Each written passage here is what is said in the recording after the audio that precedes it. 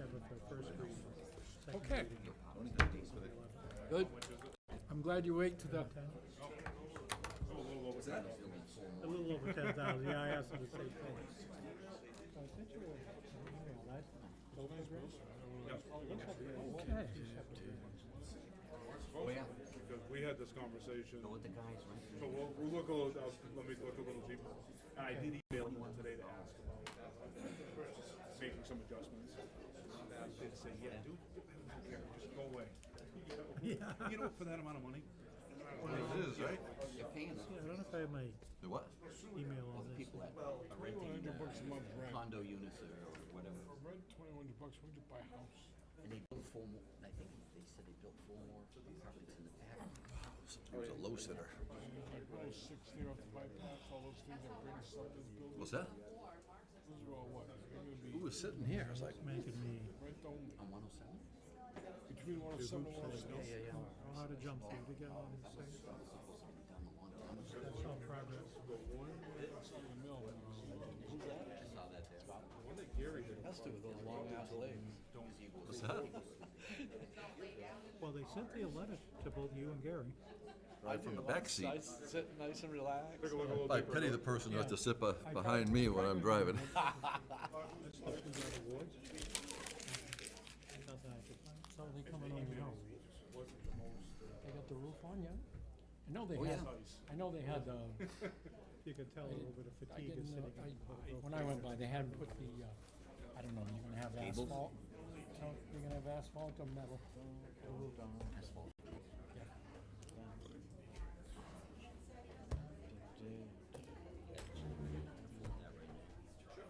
Standing room only. Silver said, "Go home and get my lawn at the Super Bowl. Start packing." Randall, Vermont, Lake The Champlain. guy I priced it out with, Go there every year. Halftime show. his name is Drew. I don't know what was making me think about it the other day, I know, but it's gotta be like, I know what you mean. it's like 10 years ago now. When But Springsteen anyways, was the at guy the Drew, show. he said, I don't care what you pick, you can pick So either. he's It's up gonna be on the the same stage price. and he's doing his, his Shingles or gyrating Bruce kind of dance or whatever. And at one point, goes to hop up on the baby grand piano to continue singing. It was like a it wasn't like the hop like it used to be. It was okay. Let me like. No, We got a footstool here. Did he have his aides with him? I don't know. I would say it's the Like, all right, beach. Bruce, you probably haven't done that for a long, long time. I won't be doing it again. Maybe he'll get one of those pianos with the monkey spray, you know, the organ grinders, something about that high. Maybe a little trampoline or something. Oh, no, I'm not. Which one does that You got fall me under? beat by a mile. It's on there. Delta's always, this was nailing. Nothing what? The no Mr. Oh, that's right. Is that from where you are there? Well, say that anymore. Wednesday morning. Those don't turn. You should. Yeah, it just did. Oh.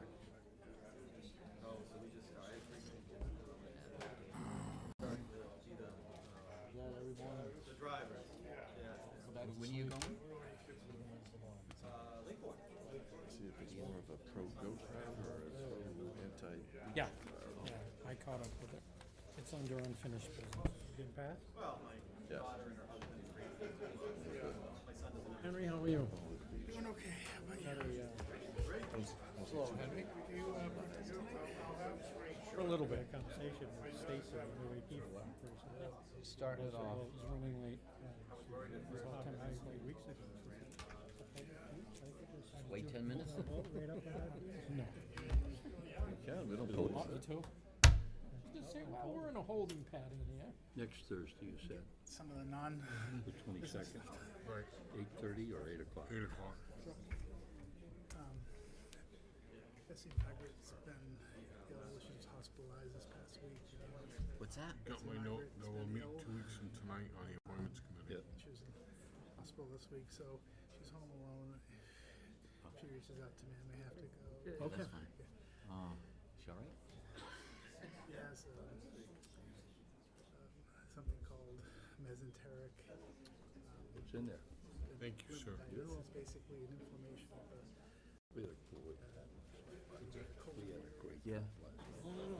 So That was good. Thank you for short notice and all. I mean, You know, she just needed it. She needed, But in the coffee cup, she needed to get away. Margaret's ready to go to lunch with her whenever she wants to go. Yeah, she loves, because you said it's gonna be a long one. She's mad at me right now. Two ways about it. I can't from you, well, okay. save everything. Yeah, that works. Yeah, I do. Oh, this is that, But all the citizen council meetings, we say, could go Thursday. Oh, yeah, what's going on with that? well, we've got one, Next day, she was One group. I think I'm doing pretty well. Where'd you have that this morning? Somebody's packing. I don't know if it's that fish or not, but she's She has me never asked you, but you haven't gotten back to me with your favorite girl. She gets better. Cold. I know what that is, not eating for a week. My operation's on the Mayor called me 45 minutes ago and says, "Tell Mark, I'm gonna be running a little bit late. I'll be there for at least Just ask Mark to start the meeting."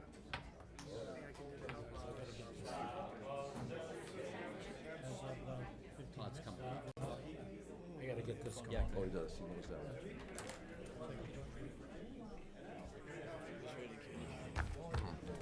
Good evening, folks. The hour being 7:01, I call the council meeting to order, please. September 12th. The Armand Balder City Council Chambers.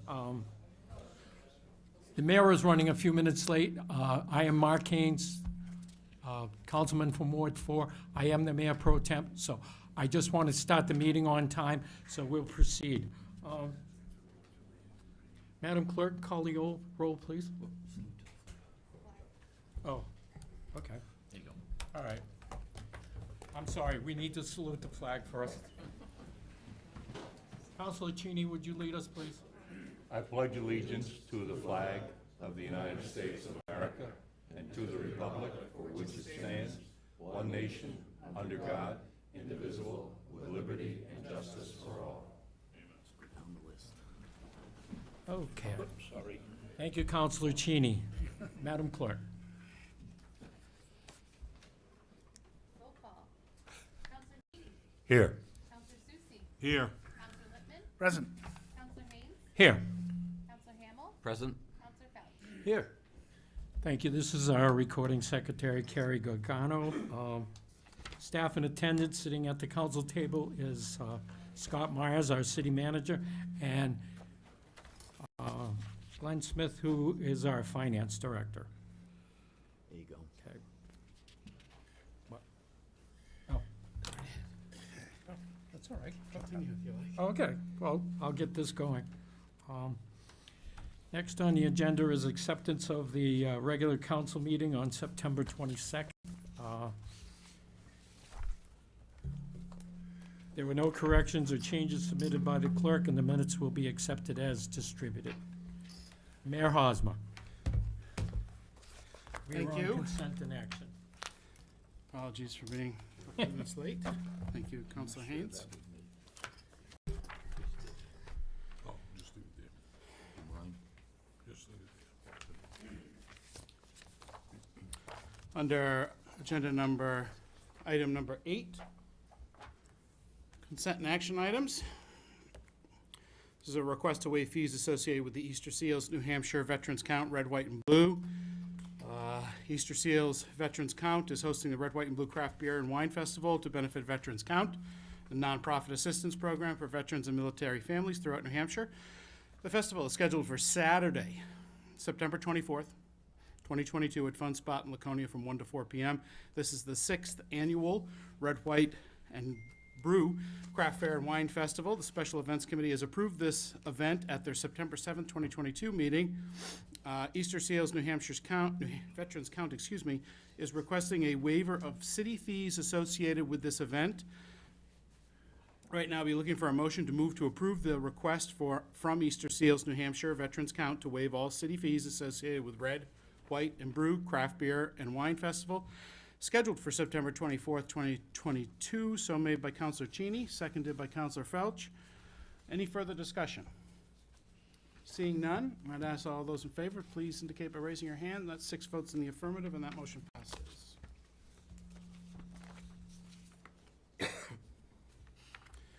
Agenda item 8B. Laconia High School has requested approval of a temporary traffic order for the Laconia High School Homecoming Parade from 4 p.m. to 5 p.m. on Friday, September 23rd, 2022. Right now, be looking for a motion to approve the temporary traffic order 2022-12 LHS Homecoming Parade to be held on September 23rd, 2022 from 4 to 5 p.m. So made by Councilor Haynes, seconded by Councilor Hamel. Is there any further discussion? Seeing none, all those in favor, please indicate by raising your hands. That's 6 votes in the affirmative, and that motion passes as well. Item number 9 this evening is citizens' comments for matters not on the agenda. I see we have a full house here tonight. If there is a matter that is not on tonight's agenda that you would like to speak to, now would be the appropriate time.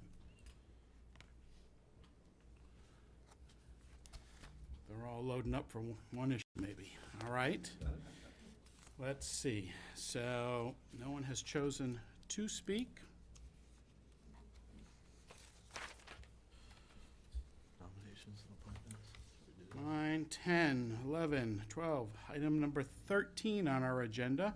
Mr. Mayor, if I could, maybe Yes. number 11 might be a great time to take up the matter that's on everyone's desk regarding a Ward 6 moderator.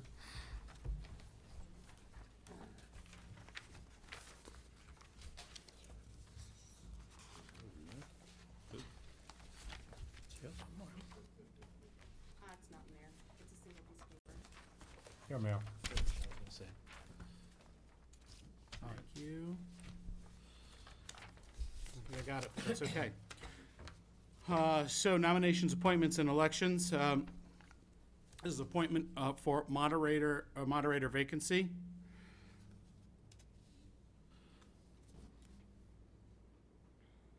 Scott, would you like to lead this initially, or I can just read it verbatim here? if I you'd think you like? just read it verbatim. It's pretty self-explanatory, Mr. Mayor. Okay. So, per Laconia City Charter, Section 2.05, all vacancies in the office of moderator, ward clerk, or selectman shall be filled, by the city council. This appointment will be valid for the state primary election on September 13th, 2022, and will be valid until all contests are settled. The council is requested to consider the following appointment. Catherine Tokars from Ward 6. I think many of us probably are very familiar with Catherine over the years. So I really appreciate the fact that she, at the last minute here, has indicated that she's happy to serve. So right now, I'll be looking for a motion to move to appoint Catherine Tokars as moderator pro tem for the state primary election on September 13th, 2022. And the appointment will be valid until all contests are settled. So made by Councilor Hamel, seconded by Councilor Haynes. Is there any further discussion on this matter? Seeing none, I'd ask all those in favor, please indicate by raising your hands. That's 6 votes in the affirmative, and that motion passes. Thank you again, Catherine. Thanks, Scott.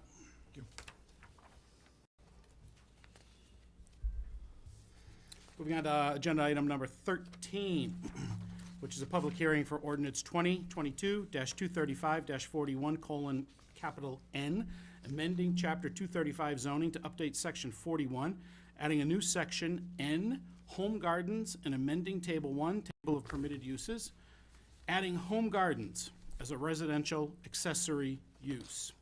Notice of this public hearing was made available in the August 24th, 2022 edition of the Laconia Daily Sun and posted in Laconia City Hall, Laconia Community Center, Laconia Public Library, and the offices of the SAU on August 24th, 2022. I'd like to open the public hearing at 7:08 p.m. And if anyone is here in particular for this matter, now would be the appropriate time to step forward and speak. We also have this one that was on the agenda first, 13A. You can do it next to. I mixed them up. Yep. Absolutely, thank you. I'm just seeing if you're on your toes, Counselor. I know you're up early in the morning. See if you're still with us into the evening. Yeah, but you don't reply. I get an email out, that's pretty good. Yeah, it was pretty good. And seeing no one would like to speak, let the record reflect no one spoke, and we would like to close public hearing at 7:09 p.m. on this matter. Item number 13A.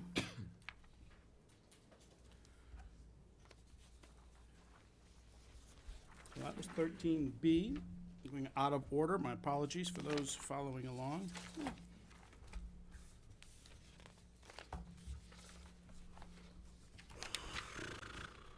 I may have mixed them up. Thank you very much, Counselor. I do. Item number 13A is a public hearing on sale of unique property located at 20 Indian Path, tax map identification 180-516-15. Notice of this public hearing was made available in the August 24th, 2022 edition of Laconia Daily Sun and posted at Laconia City Hall, Laconia Community Center, Laconia Public Library, and the offices of the SAU on August 24th, 2022. Right now, I'd like to open this public hearing on item number 13A at 7:10 p.m. On all of these public hearings, we will be taking this matter up under unfinished business later on this evening. Welcome. Thank you, Mr. Mayor, members of the council. My name's Attorney Ethan Wood. I'm an attorney with Normandin, Cheney & O'Neill, and I represent the Paugus Bay Beach Association. With me are many members of that association, as well as some other property owners in the area, it's my understanding. I wanted to give you a brief update with regard to that. There has been some ongoing communications with the city manager regarding this property. It is a beach property that is apparently been granted access to the members in these neighborhoods as a result of deeds and an original subdivision that occurred there. At some point in the 1990s, it's my understanding the city took the property by tax deed. Again, the access to it is limited to just those members who have deeded rights. With regard to that, we have set up an association, a nonprofit entity.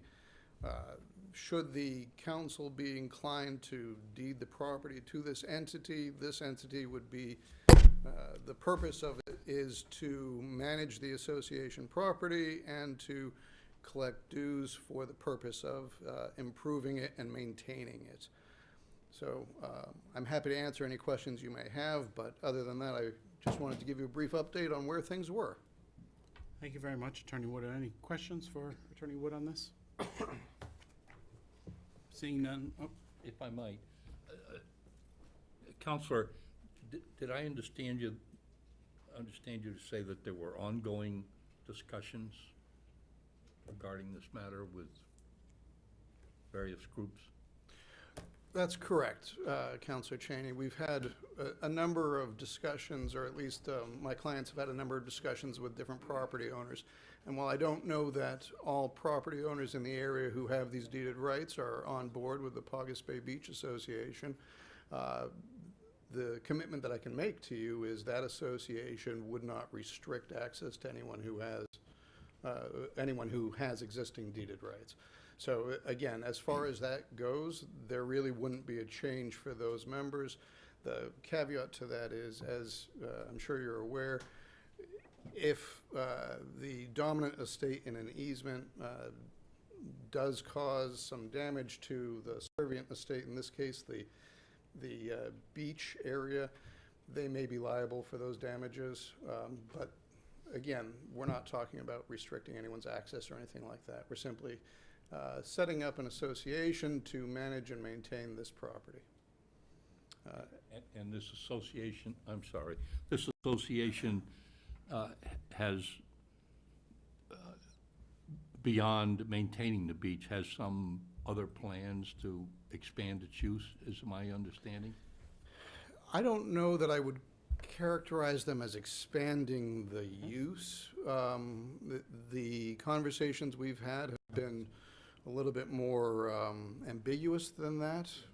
There may be some plans to expand use. There's been discussion with regard to having a dock. The potential deed from the city limits it to a day dock. So there wouldn't, at least if the deed as it's drafted right now continues, there wouldn't be any overnight docking of boats. And again, there's limited ability to do anything with this property. So as far as that goes, there are discussions with regard to it, but the expansion of any use would really be limited to what you would tend to find at an association beach. And with that said, I'd note that at the meeting last night, about 24 of the potential 52 properties are part of the Paugus Bay Beach Association. Counselor Susie? I take it, and, excuse me. I take it that since you're here, is there some, you said it's 24 out of 52, That's correct. okay? So are the other, 20, the others not part of the association? Is there a conflict, or is there a disagreement between the two parties? I think you'll probably hear some points of view I'm with just regard trying, to. you're what- here, I'm expecting facts, right? Absolutely, and I'm giving you the facts that I'm aware of. And I don't want to speak for other members. I know that what my client has done is say that anyone that has deeded beach rights is welcome to be a member of the association. The association is a nonprofit entity that's registered with the state of New Hampshire and has a tax ID and all of that. And so all we're trying to do is say this is a mechanism by which the association can be managed and run by those who have deeded rights, and we can ensure that the property itself doesn't fall into disrepair. Will the property be subject, on the city manager, to city taxes, since they filed a nonprofit type of search?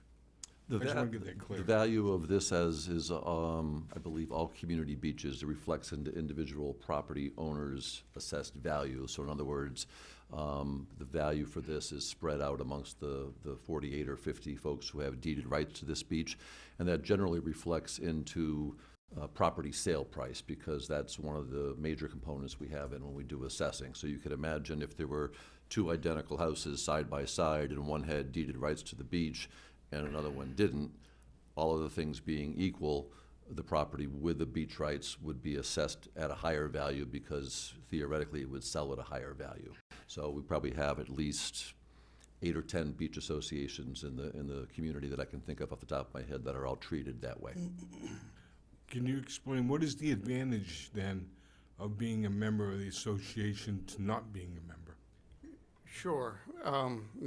There's a limited advantage, but that advantage is, instead of being subject to an eventual suit to seek contribution with regard to the costs of maintaining the beach, you contribute at this point a little amount on an annual basis to maintain it. So, for instance, if the property owners who choose not to become members of the association and continue to use the beach, as is their right, and no one is denying that or objecting to that, should the beach association decide to, say, replenish sand or make any other improvement, they could potentially seek contribution from those non-members for those improvements if they're used by the non-members.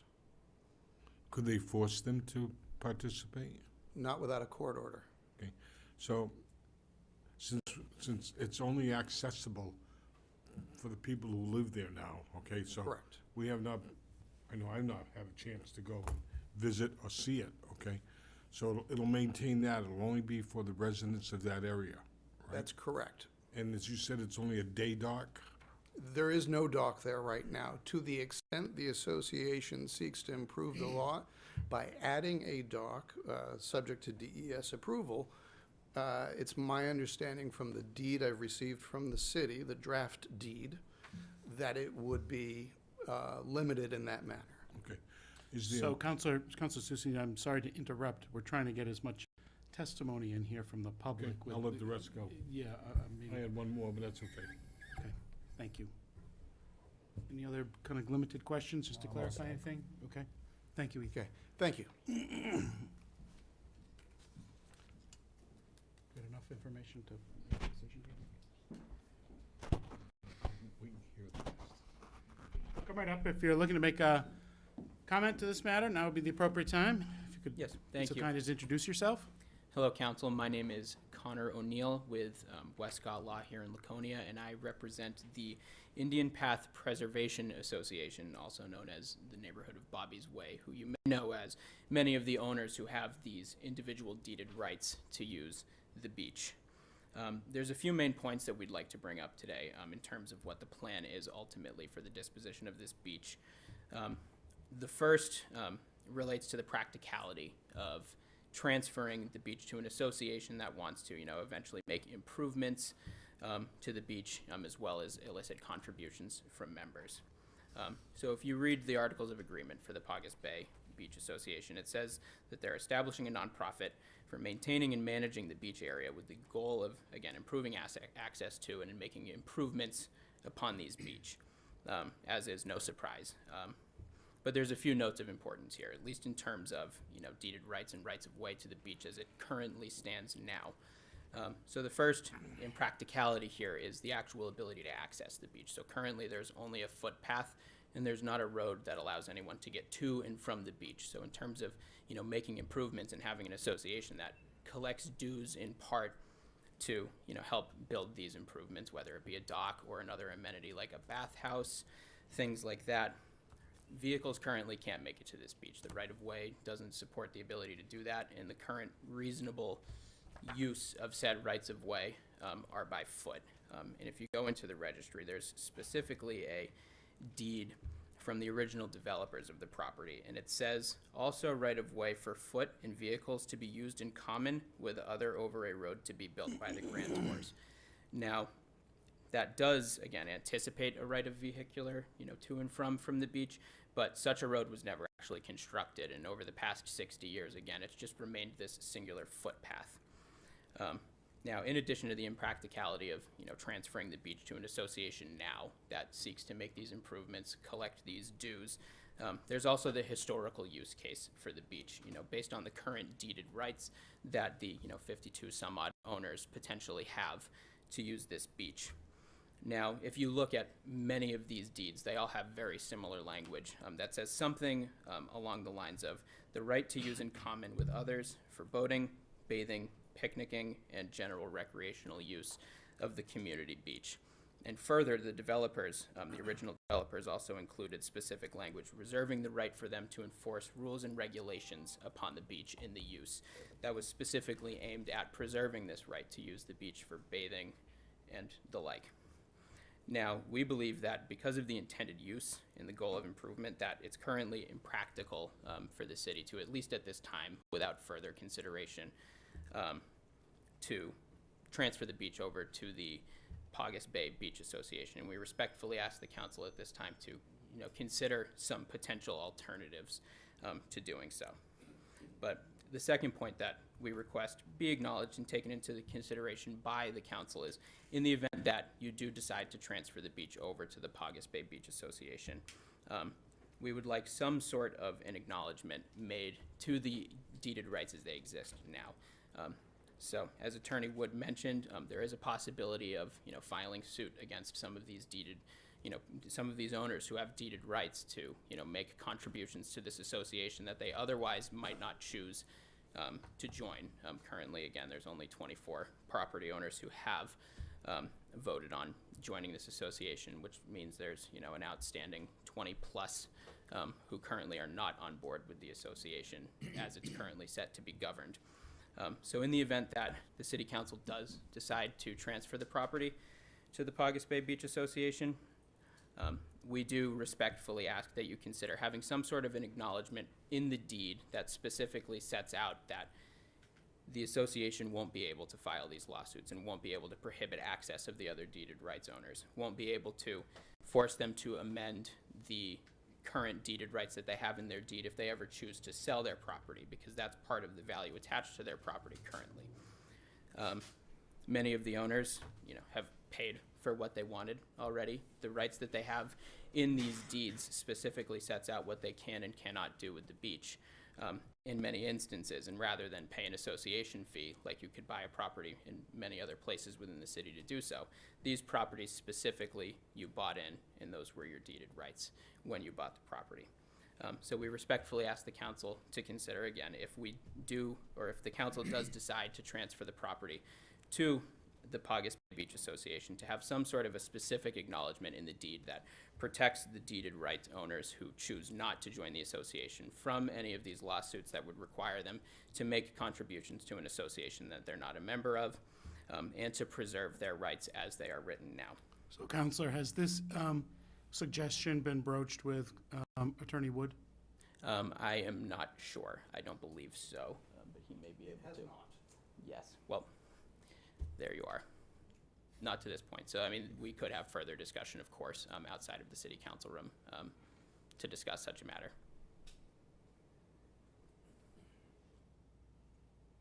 I don't want to speak for the council, but I think we've been looking at this property for quite some time, trying to, the city has a limited interest in it, and trying to convey this property to a private entity, whatever it looks like, without further, or any sort of litigation, would probably be in the best interest of everyone. We don't really have a standing in it, so if there's an opportunity to sit with council and maybe hammer out some sort of compromise that you're both comfortable with and bring it back to us, it certainly would make this process a little easier. So I don't know where you stand on that right now, but before we could always, I don't like to do this, but we could always table this item for another hearing until you come back, after a good faith attempt has been made, perhaps. I don't know.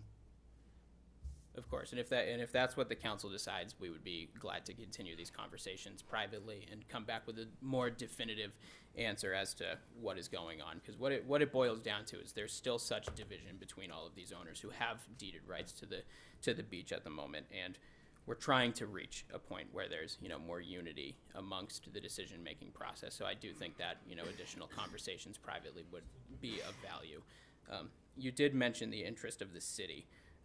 And one of the final points that I wanted to address was that there is a certain waste pipe currently on the beach that needs to be cut back and capped. And there's a question as to whether or not there's possibly any environmental hazard or anything around there. So I suggest we've taken that into consideration and set the sale price accordingly.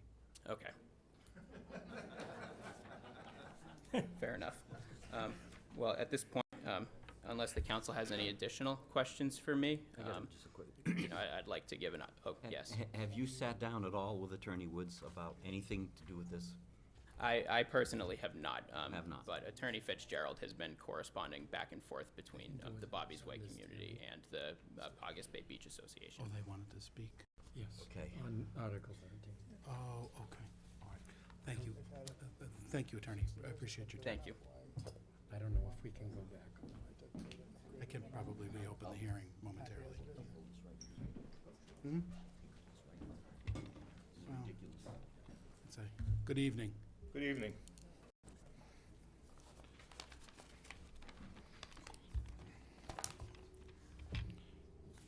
Thank you for allowing me to speak on this issue. My name is James Kelly.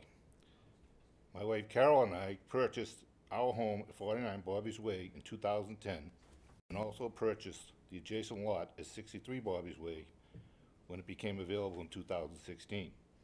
We purchased the lot to keep it as a green space and to maintain an aesthetic that we had come to enjoy. Both properties have deeded beach rights and full views of Community Beach and the lake. The definition of a beach is a shore of a body of water covered by sand, pebbles, or larger rock left in its natural state. This does not mention docks, sheds, or bathhouses. The Bobby's Way vision is consistent with the historical use of the beach and this definition. This vision should not be altered unless all beach right holders agree. Last September, we were shocked to learn after the fact that the city had voted to sell the beach for $1 without notifying or making any attempt to identify property owners who had beach rights. Up until this September surprise, I have enjoyed every minute of my time spent in Laconia. Now all I do is participate in Zoom meetings and face-to-face discussions regarding the beach. I have engaged 3 different attorneys to explore and assure my rights.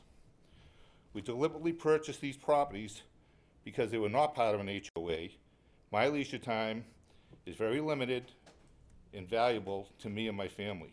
Over these past months, our reps from Bobby's Way have tried to negotiate with PBBA and have come to an impasse.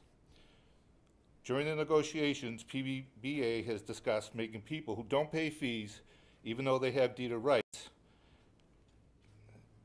having a rule that if you joined, you were in for perpetuity, or having penalty fees to join later or to get out. They've decided suing for the fees and leaning our properties. These actions have caused feelings of mistrust, anger, and frustration, and have divided our neighborhood. And I believe that this council and Mr. Myers are responsible for this. There are several other problems that exist. We believe that as of last night's meeting, PBBA has less than 20 members. By our count, 15 members voted during last evening's meeting. This is not a majority of the 52 homeowners with beach rights. Why should the city convey for $1 to a group that does not even represent a majority of homeowners who have rights to the beach, empowering them to require us to join an association through coercion, threats, and to lien our properties, even when their access to the beach isn't questioned? My wife and I are already paying 2 tax bills to support the beach. The city did not even act to notify us. Instead, it stated that the outliers could come. Sorry. The city did not even act to notify us of this transaction. When it was pointed out that there may be other parties with beach rights, instead it was stated that the outliers could come forward on their own, not exactly protecting us.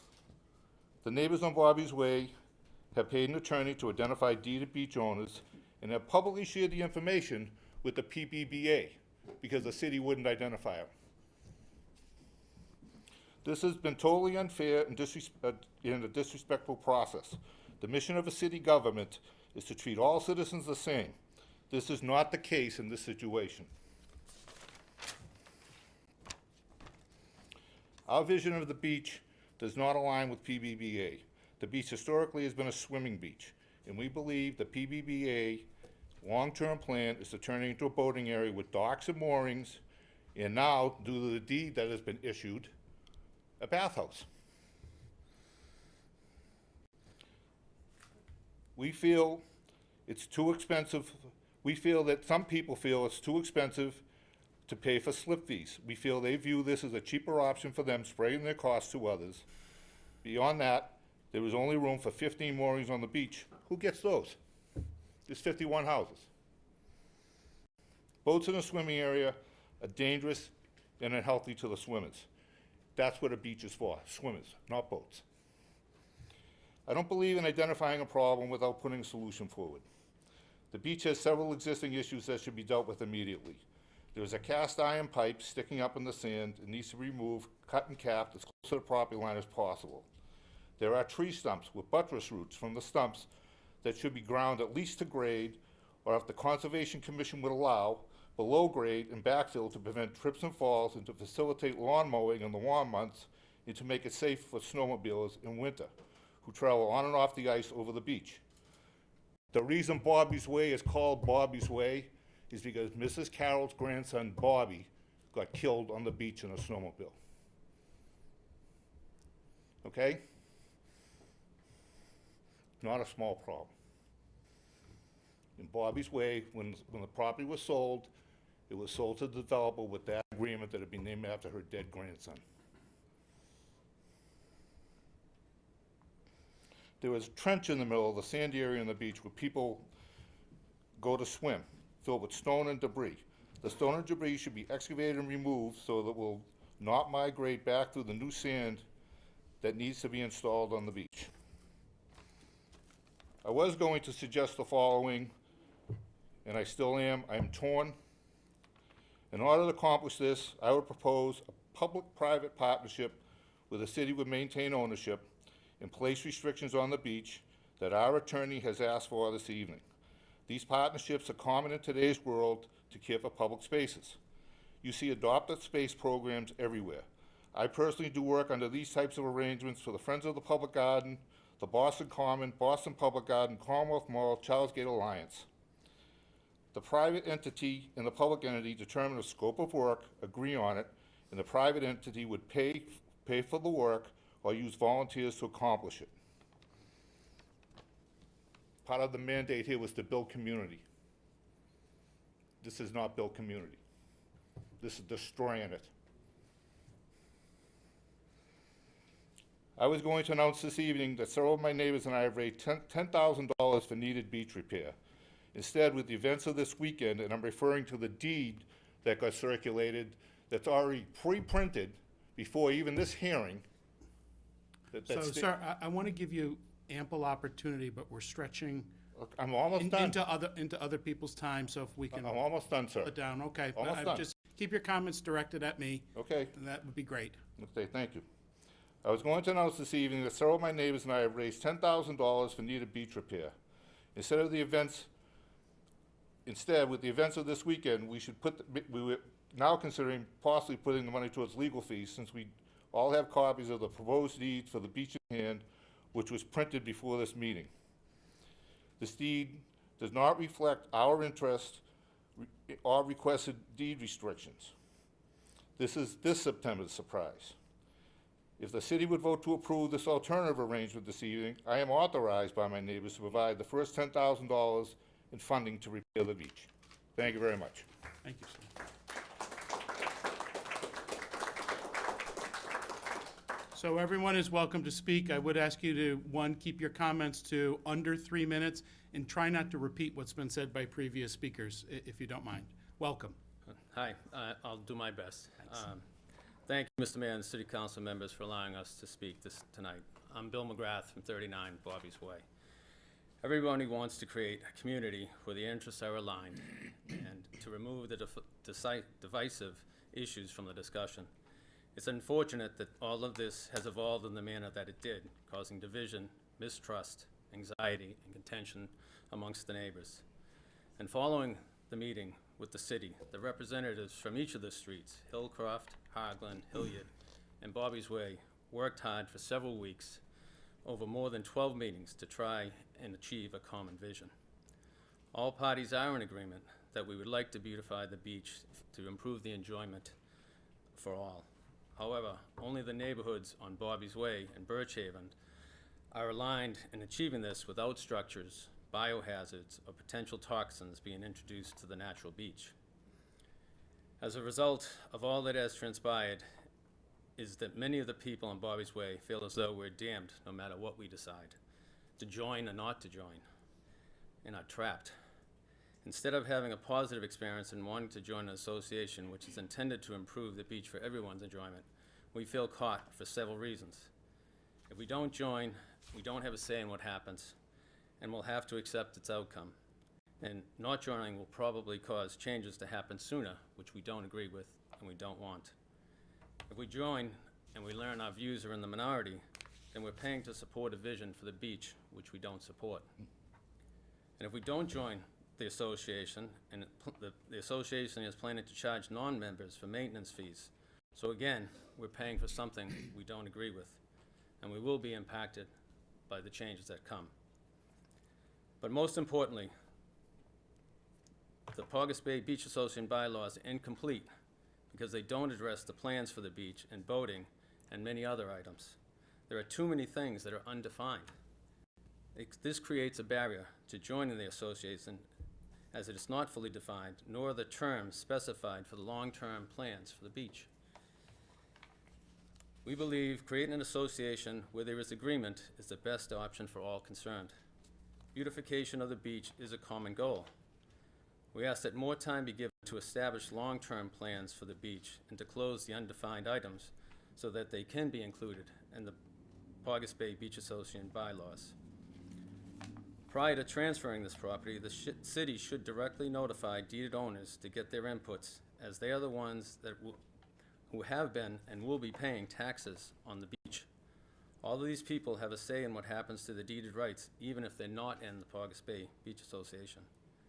There are approximately 20 or so homes committed to joining the Paugus Bay Beach Association, which is less than the majority of 51 homes involved, and that number becomes smaller percentage as you include the direct abutters and the residents of Birchhaven who will be impacted by this sale. Bobby's Way would strongly encourage that all the members of the City Council make a site tour to the Laconia Community Beach so you can have firsthand knowledge of the property and the accessibility issues that are involved. It's important for you to have all the information so that you can make an informed decision that will impact all the neighbors in the area. We'd like to thank all the parties for their time and efforts for trying to establish both a community culture and supporting the maintenance of a shared natural resource. Thank you for your considerations. Thank you.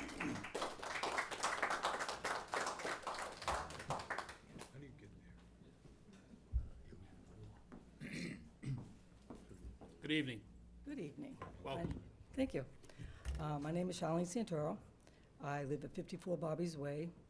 I live here. I've been here for 19 years. I work here in Laconia for the past 19 years. I love it here. When we moved to Bobby's Way, I thought I had just diving onto heaven. Nothing was obstructing our views. Nothing was, the beach was beautiful. People were playing and the kids were playing. And then about 9 years ago, we started to experience a lot of motor vehicles crossing through the footpaths of, that go between, oh, by the way, I also own 19 Arrowhead, and on behalf of Joanne DeAndrea, they also own the house next door to us. So we're the ones that own right on the railway. And the footpath has been, as years has gone on, the footpath has been having more and more motorized vehicles cross through the pathway. My what do you call it? My sprinkler heads have been broken numerous times. The vehicles drive on our driveway, our roadway. There's no sense of any kind of respect whatsoever, and that's just on that piece of roadway. I also own the two houses in between the footpath that leads down to the beach for Bobby's Way. And again, we've had people drive their vehicles up a footpath, which is expressly a footpath. We have a wellhead that has been hit because people don't have any regard for personal property. I'm asking you, please, reconsider selling this at this time and allowing everybody to get together a little bit more. They started this process back in September of '21. We didn't find out about it until, I think it was March or April of this year. We didn't have a whole lot of time to talk about what everybody should be, what everybody might like. It seems like it's been processed pretty quickly. That's all I have to say. Thank you. Thanks for coming.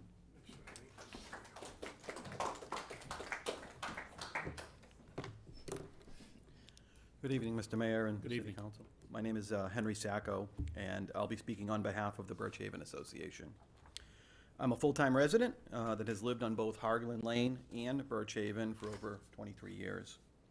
On behalf of the 17 members of the Birchhaven Association, I'd like to share a brief statement regarding the pending sale, and this should take less than 3 minutes. The Birchhaven Association strongly supports the sale of the property to those residents that have rights to it.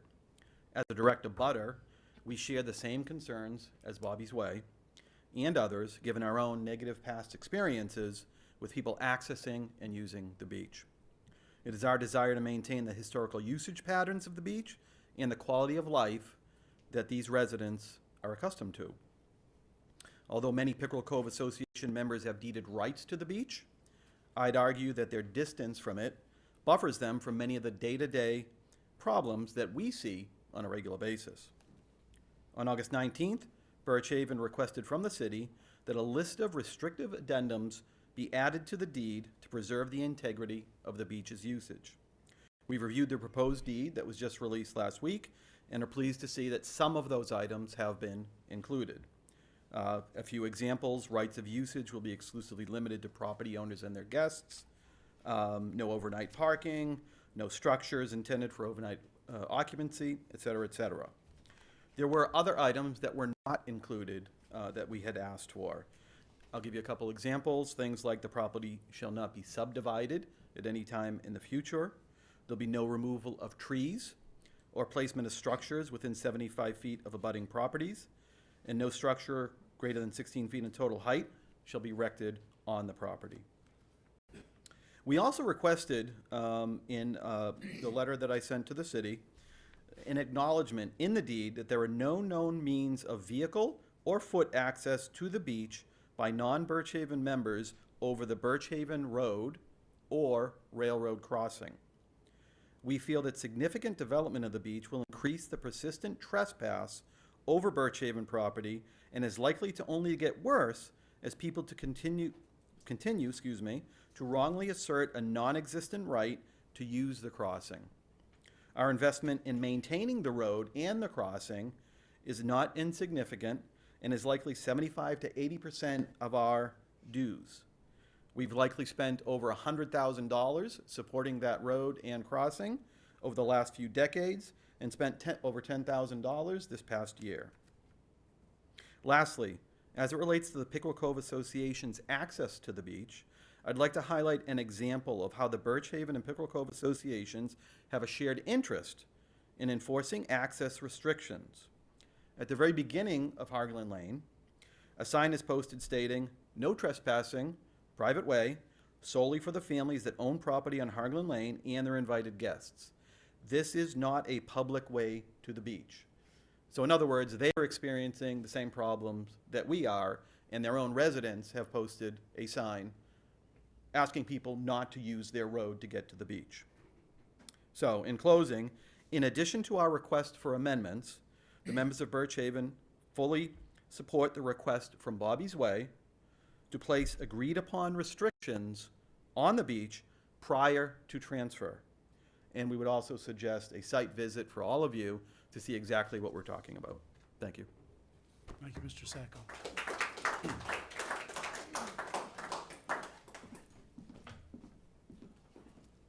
Good evening. Good evening. Welcome. Thank you. I'm Allison Gianatelli, and our property is 192 Hillcroft. And I began the process of being involved in the Paugus Bay Beach Association after a meeting, I guess, in June in Scott Meyer's office, when there was obviously quite a bit of discourse, people weren't in agreement, and my understanding was at that point in time, we were asked as a community to come together as deeded beach owners and form some kind of communication around this property. I volunteered at that point in time as a member of Hillcroft. I had none of the history involved in all of this. We sat down. There were 2 representatives from Hillcroft, 2 from Hargland, 2 from Bobby's Way, and 1 from Hilliard Road. We researched and determined that there are 51 properties that we know of that have deeded rights in common for boating, picnicking, bathing, recreation. We have met, and we have not always agreed, but we have become friendly. We have had incredible respect for one another. We have listened to one another. We have had, difficulties. We've talked about things like day dock, whether or not people disagree with the day dock. But the majority of the people who are disagreeing with the day dock all have docks down in this property. They're talking about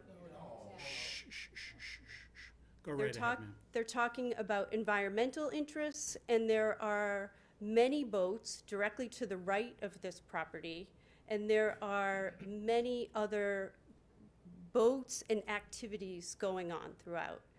This last week, we met specifically with the group of abutters who had concerns about access and people coming through, defacing property.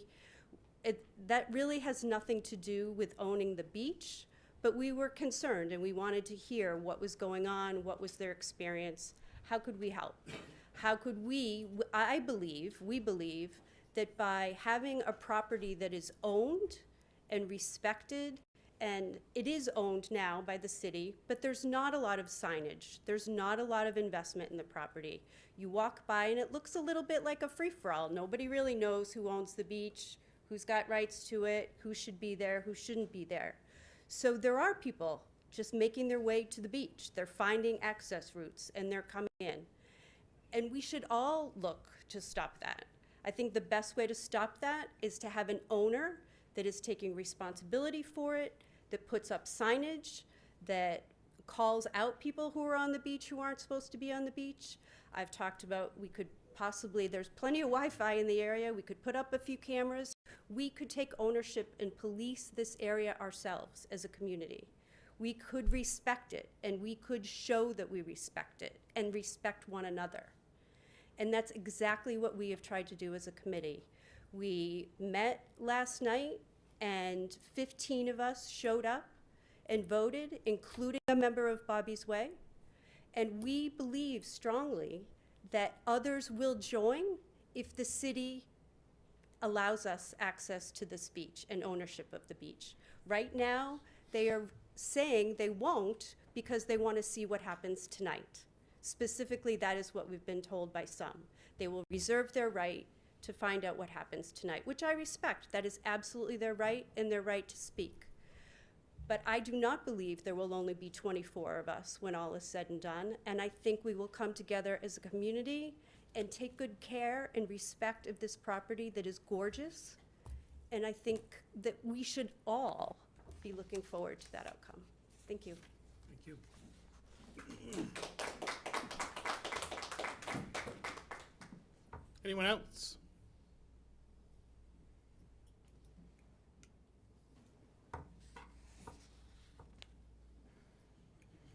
Mr. Mayor, Councilman, thank you. I'm Gene Hyder. I have a camp up at on Hilliard, 272 Hilliard, and about, I don't know, 2-3 months ago, I heard about all this activity going on about our beach. So I said, hey, if there's something I can do to help, I'm in. So not knowing all this history, I had no idea till there's a lot of things that just come out tonight that we're not all aware of. But we've been meeting, quite a few of us, on a regular basis, 12 meetings we've had, and I thought we were making great progress. So there's 51 homeowners that we know of, and everybody wants to improve the beach because it's degraded, it's washing away, it's nobody ever, you know, we take turns doing the best we can to cut the grass, but it's, again, there's very little access to the beach. So we thought we were getting somewhere with all these people. There's, I believe, like 8 homeowners on Bobby's Way, and I don't know why they seem to have these ideas that there's going to be structures built there and docks and moorings, and that's not true. We didn't discuss any of that. We said, you know, a day dock, I think, was allowed by the city. That would be the majority of it. So I'm a little amiss at some of the things I heard tonight, but we're looking to come together as a community and make this beach something nice. I know it's on my taxes. I'm paying for it. I'd like to see the beach improve, and it's, you know, for all of us, you know, it just makes sense. Thank you, sir. Thank you. I appreciate it. Yeah.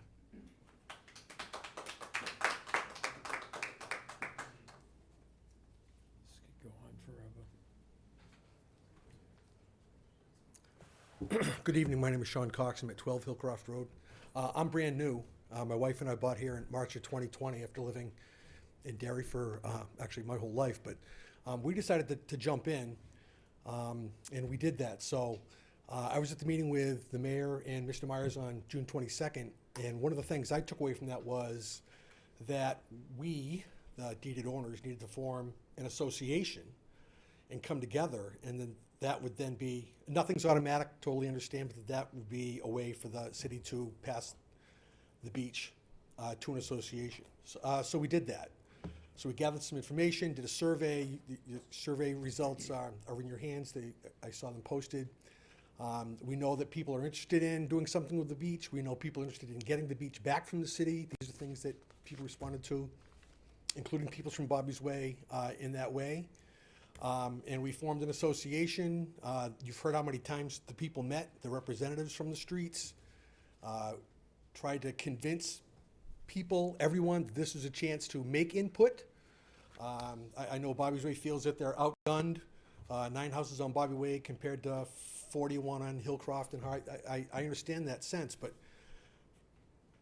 as a longtime New Hampshire guy, you know, and pretty straight shooter, a retired educator for 39 years, I like to kind of, you know, see it as it should be. So we at Pickerel Cove, it sounded almost nasty the way it was portrayed earlier. The Pickerel Cove folks were not conniving, we're not making all kinds of plans, what happened a year ago was, here are things we might do. So maybe a day dock, maybe a kayak rack, maybe moorings.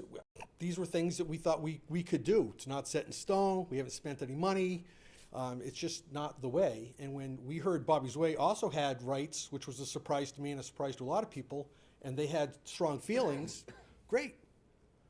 And that's things that we can talk about. But my assumption, erroneously, was that the association was the way to go. That's what the city told us at the meeting on the 22nd. That's what we worked at. We tried very hard to get everyone on board to the association, because that's what happens is all kinds of beach associations, as you know, as you mentioned earlier, and that didn't fly. So we all know that you're not going to get all 51 people into a single association. That's not going to happen. I'd be surprised. I heard the proposal about having a co-public-private enterprise in terms of maintaining the beach. My guess is you're not going to go for that. Maybe you will. Can't speak for you, but you spoke about the cheap price for the beach in terms of the broken pipe. Totally get that too. The association is the way to deal with those things. The association is the way to bring in some sand, to fix a pipe, maybe a kayak rack. We're not talking about some huge structure. We're talking about something to hang some kayaks on. Maybe a day dock. Does it have to be in the middle of the beach in everyone's view? Nope, doesn't have to be there. I don't know. But the association, and it's not super clearly defined on purpose. Let's get people in. Let's get all these opinions. Let's take a lot of points of view and discuss it. And the association, I think, is the format to do that. And I think we've tried hard to do what you asked us to do on the 22nd. Thank you, sir.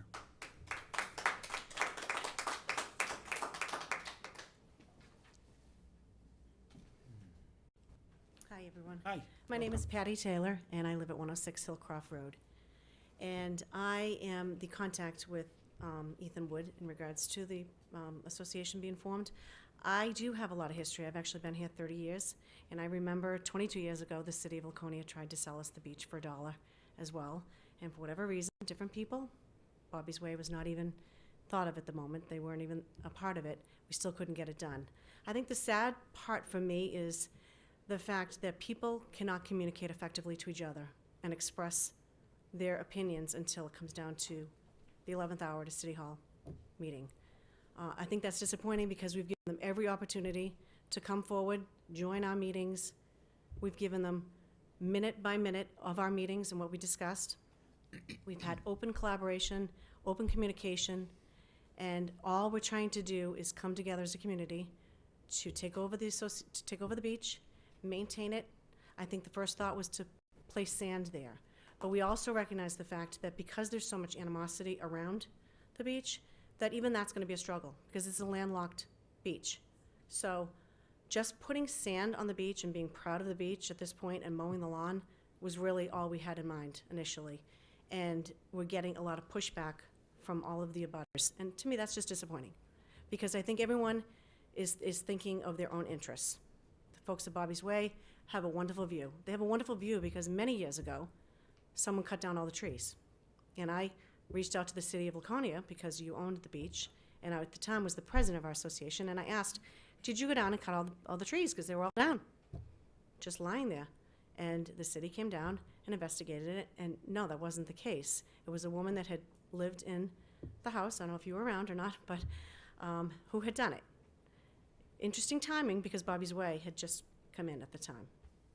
So some of the things that Bobby's Way feels that we're imposing on them and painting us in a really bad light is just completely unfair.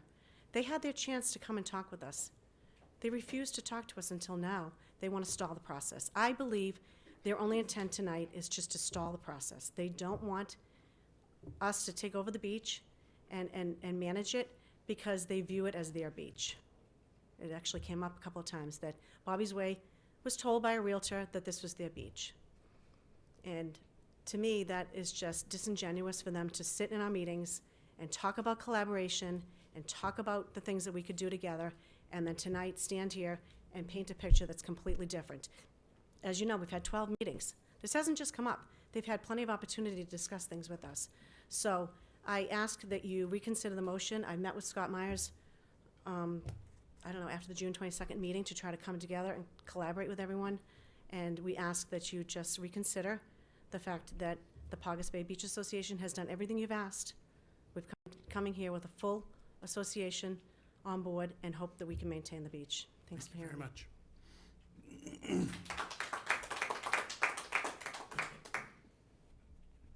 Anyone else? Good evening, Mike Lannon here.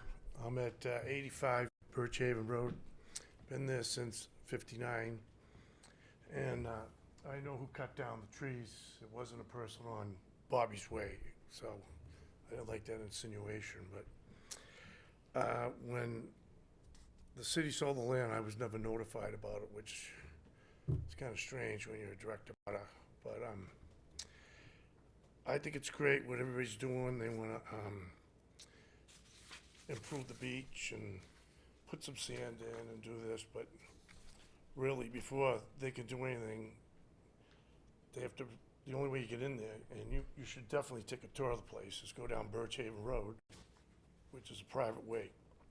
So I think really, if they want to do things in the future, they should work with us to address our concerns. And that's all I have to say. Thanks. Thanks, Mr. Lanham.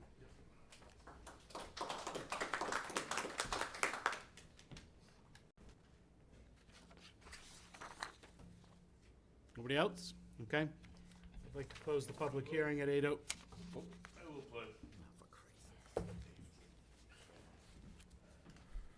Good day, how are you doing? My name is Mike Foote. I actually live up on 222 Roller Coaster Road.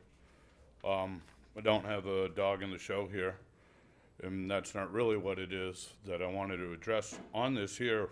As we talk to transferring this, and I hear a lot of putting sand down, improving the beach, cutting the trees, mowing the lawns.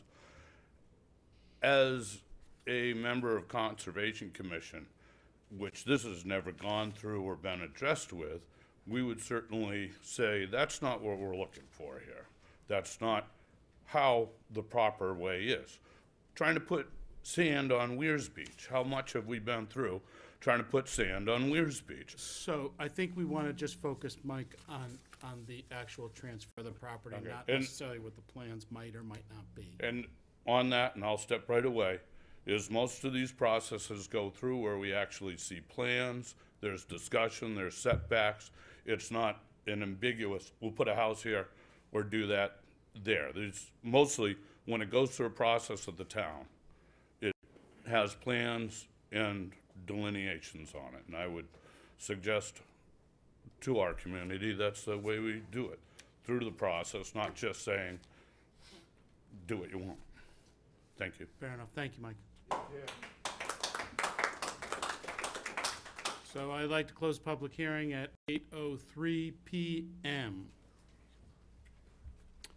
I'd also like to, if possible, go back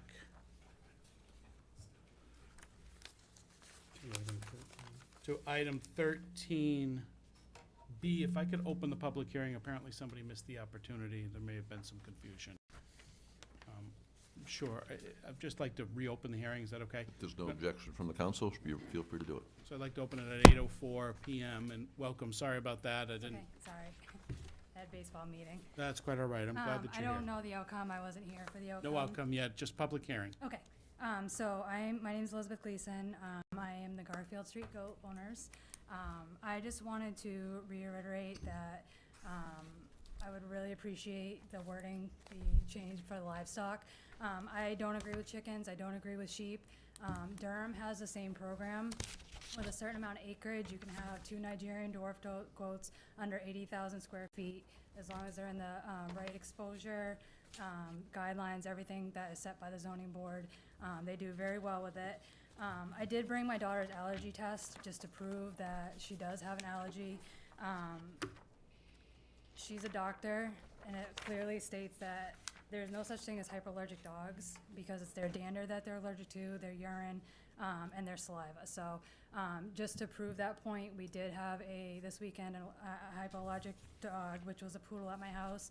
Within 5 minutes, my daughter's eyes swelled up, and we had to take it away because she's just that allergic. Just to clarify, yep. I don't think anyone doubted I understand the that, but, veracity like- of what you were saying, so I appreciate you bringing Yep. documentation, but if some counselor would like to see it, I can appreciate that. Yeah, but that's I don't fine. know And if I, it's it's just necessary. because like everything keeps coming up with chickens and chickens and chickens and chickens. Chickens aren't pets. Chickens are raised for eggs.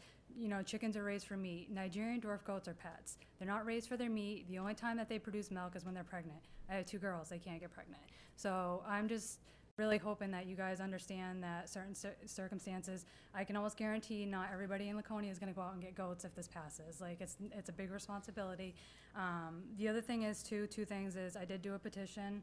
I know it's not a lot, but I did get 250 people behind me saying that I should be able to keep my goats. You know, it should be something that happened. And then the only other thing that I would like to put out there is if you guys do pass it, I'd be more than happy to pay every year a registration fee for my goats as well. So. Thank you. I'd like to, unless there's someone else who'd like to speak on item number 13B right now, I don't know if there is, but. Yes. Oh. Charlie.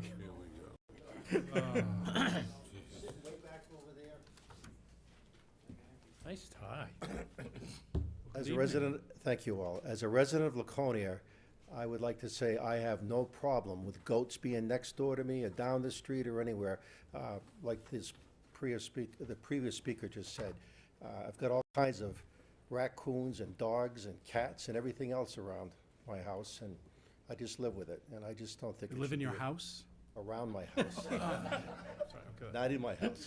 And I just think shouldn't be a big deal that we do this. That's all. Thank you very much. Thank you, Mr. St. Clair. I'd like to close the public hearing at 8:07 PM on agenda item 13B.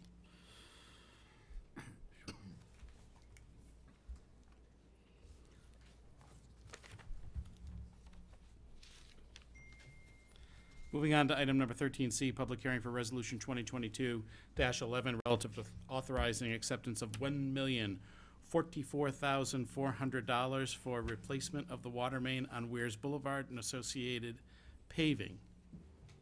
Notice of this public hearing was made available in the August 24th, 2022 edition of the Laconia Daily Sun, posted at Laconia City Hall, Laconia Community Center, Laconia Public Library, the offices of SAU on August 24th, 2022.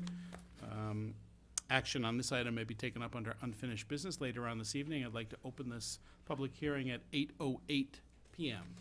If anyone would like to speak to this matter that's on the agenda, now would be the appropriate time.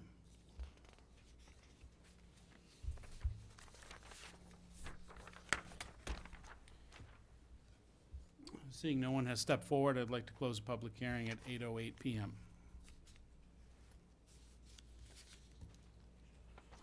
Item number 13D is a public hearing on request to release and discharge from all public servitude the unimproved portion of Eastman Shore Road South in accordance with RSA 23A:51.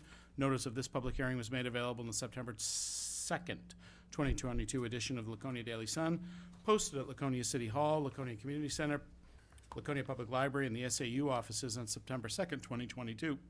I'd like to open the public hearing on this matter at 8:09 PM. And ask anyone who's here, welcome. Now's come right up and speak. Just to clarify, action on this item may be taken up under unfinished business later on this evening. Welcome. Hi. I'm Patricia Anderson. We live at 94 Eastman Shore Road South. We're one of the 5 abutters to the property that's under discussion tonight. We've commonly referred to that piece of property as no man's land, because that's pretty much what it is. We would like to see it split and adjoined to the adjacent properties. All of the abutters have met and agreed that we'd be willing to let the city have a 5-foot wide easement through the property from Eastman Shore Road South, the end of it, to Ahern Park, so that people can continue to walk and bicycle through there to get to Ahern Park and back. Any questions? Terrific. Thank you very much. Pat, any questions? I think we all had an opportunity to go down there and walk the area, so thank you very much for speaking. Anyone else on this item number 13D, Eastman Shore South? Step right up. Thank you, Council. Thank you for being here. My name is Robert Steffen. I live at 79 Eastman Shore Road South. It is the property exactly at the point of the turnaround as you would enter into the no man's land that Pat referred to. I want to second this request. I think that it's a reasonable approach and proposal to move forward to still grant access. I've lived at the property for a total of 6 days, and in that time I've had to ask people to politely move their cars from my driveway to be able to get in and live at the property. So I wanted to go on record as saying that, and in the spirit, as the other folks mentioned, it's a great opportunity to be able to share this and bring it forth. Thank you. Thank you very much. Welcome. Thank you. Anyone else like to speak to this matter? Seeing none, I'd like to close the public hearing at 8:11 p.m. Agenda item 13D.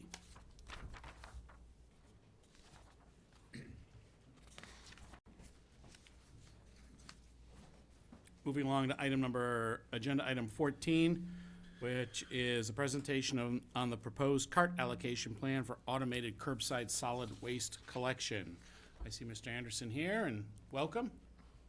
Can you walk us through this, Wes? I'm going to make it real simple. There's one slide. I'm going to pass it around so we don't waste time with a PowerPoint. You could take one and pass it. Simplest way to look at it is to come up with a cart allocation plan. We looked at it from a capacity standpoint. And we met with the Public Works Committee about a week or so ago to review it, and they recommended and support, that the council fully support this position. So if it comes around,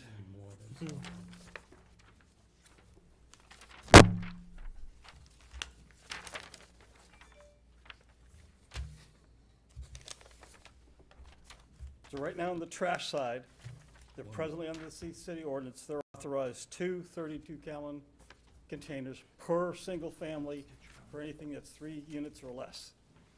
That's going to change from being 2 30 gallons to 164 when we go automated. That's the proposal.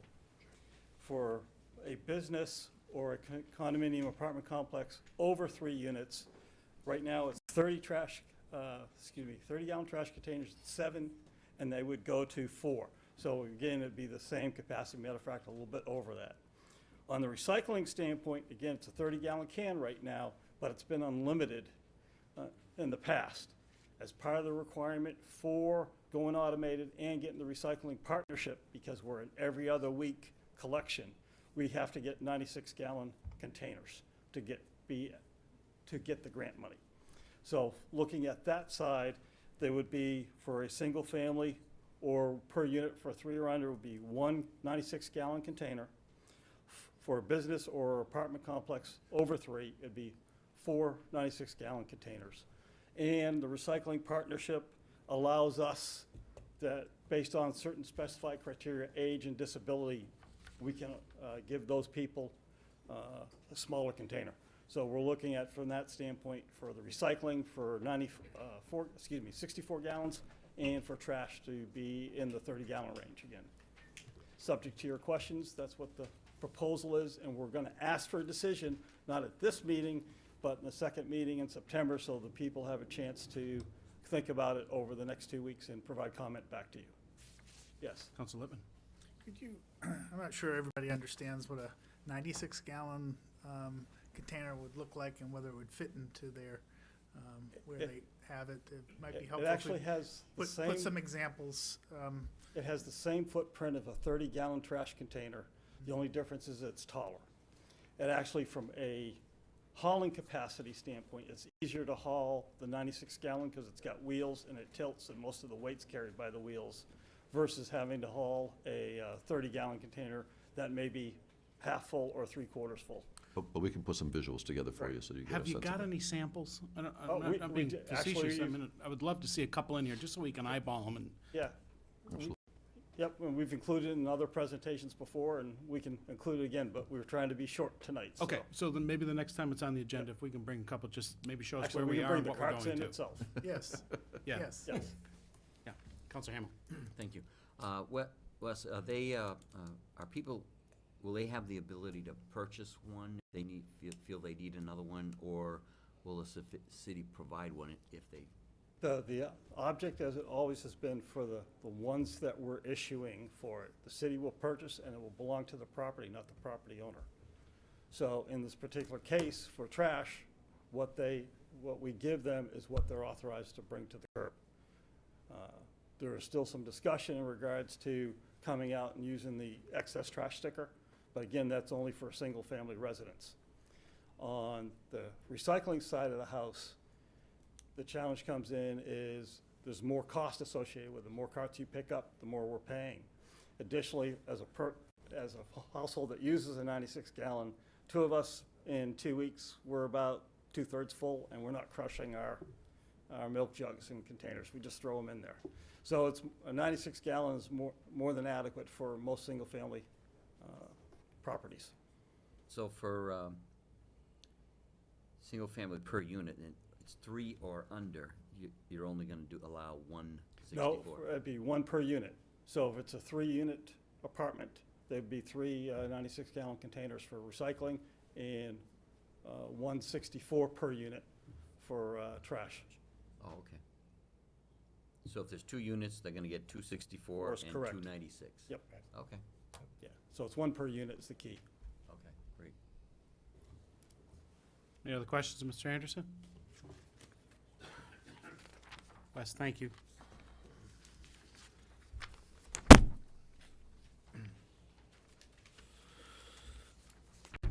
Scott, what's the next step in this now? This process? This will be, is vetted through the Public Works Committee. It's come to you tonight for the presentation on what their recommendation is. We'll be putting this in a form of a motion and a vote on our meeting on the 26th, because that will then allow us the process to get ready to start ordering the carts, but we'll also do the outreach to any senior citizens or any folks with a disability who want to request a smaller cart than the 96 one, so we can accommodate those and know what we need to order.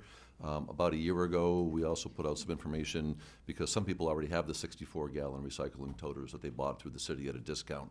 They can certainly still continue to use those if they choose, or if they want to swap it out for a 96 and ask us to pick up the 64, we're willing to be flexible on any and all of that. But we vetted this at Public Works Committee, wanted to get it out here tonight and not ask for a vote tonight and give everybody 2 more weeks so that we can get this vote in place to continue the automated process. For those individuals that may have space limitations, and they're not gonna be able to, they didn't necessarily buy one from the city to begin with, but now they've gotta get rid of, say, a 64-gallon container. Do we have any provisions in our plan to address that? Again, if somebody wants to swap it out, we can certainly work with the truck, and people want to put out a barrel to be picked up, we can grab it from them. Otherwise, people might want to use it for yard waste or storing bird seed or any other thing, but if somebody wants to get rid of it, absolutely, we'll have a program in place to do that. That's the recycle containers that we purchased? Either the, what are they, 18 gallons, the small toter ones? Either the 18, or if they bought one maybe at a home improvement store, that now they're going to get the heavy-duty quality toter that can be lifted up by the automated system, and now they've got another barrel that they don't have room for and just want to get rid of. We'll work out a program where they just put it out and we'll go around with the truck and pick them up and recycle where we can, or reuse them where we can as well. So I'm talking about the big one that we purchased. If you purchased quite it, a long if you time purchased it ago. and want to keep it, we're going to put out a survey. You just let us know you've already got one and your address, and that'll be the one that's assigned to your property. We won't go out and purchase a new one for you. If you want to keep it and again use it for golf balls, feel free, and we'll drop you off the 96 one. So a lot of flexibility we're trying to build into this. Tennis balls, basketballs, I don't know. Use it as a bat. Okay, we're ready to move on to the next item then? Thank you again, Wes. Moving on to the mayor's report, and I'll keep this relatively brief. First of all, I want to let the council know that I'll be looking to go into non-public session at the end of tonight's meeting, briefly, on a 91A issue, and then when we come out of that, we'll just be adjourning as well. There'll be no other business to consider after that. Also, Katie, tomorrow's our primary, and the hours the polls open are what? 7 a.m. to 7 p.m. Terrific. So encouraging everybody who's able, certainly to get out and vote, 7 a.m. to 7 p.m. for tomorrow's primary. A couple of things. One, this was the 20th anniversary of Laconia Multicultural Festival this weekend, which we've been on hiatus for a couple of years as far as gathering in person, so it was absolutely fabulous once again to the committee that put this together, and happened to see some of my fellow councilors down there and carrying flags. And once again, it puts on display what makes the city of Laconia so special, all the people that come out and participate. And it's a particularly proud moment, I think, for all of us who got to be down there and watch what was going on with food and festivities and friendship and visitors from all over the world and music. So a great job to Becky Geyer and her team, who puts in an awful lot of hours to organize this, and it's nice to have it back where it belongs, in person, and everyone enjoying themselves. Also great job on behalf of the city as far as preparing for this and making sure we had a smooth traffic flow.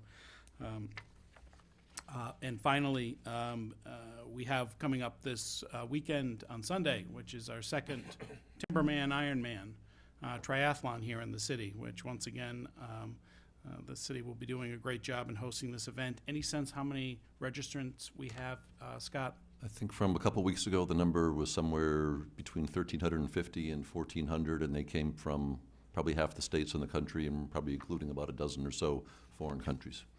Yeah, so it's another just great opportunity to show off the city of Laconia and some of our natural beauty, as well as our ability to host an event like this and do it in a first-class way, showing it to people from all over the country and all over the world. So if you have a chance to get down and watch these world-class athletes participating, it's quite an experience to see them.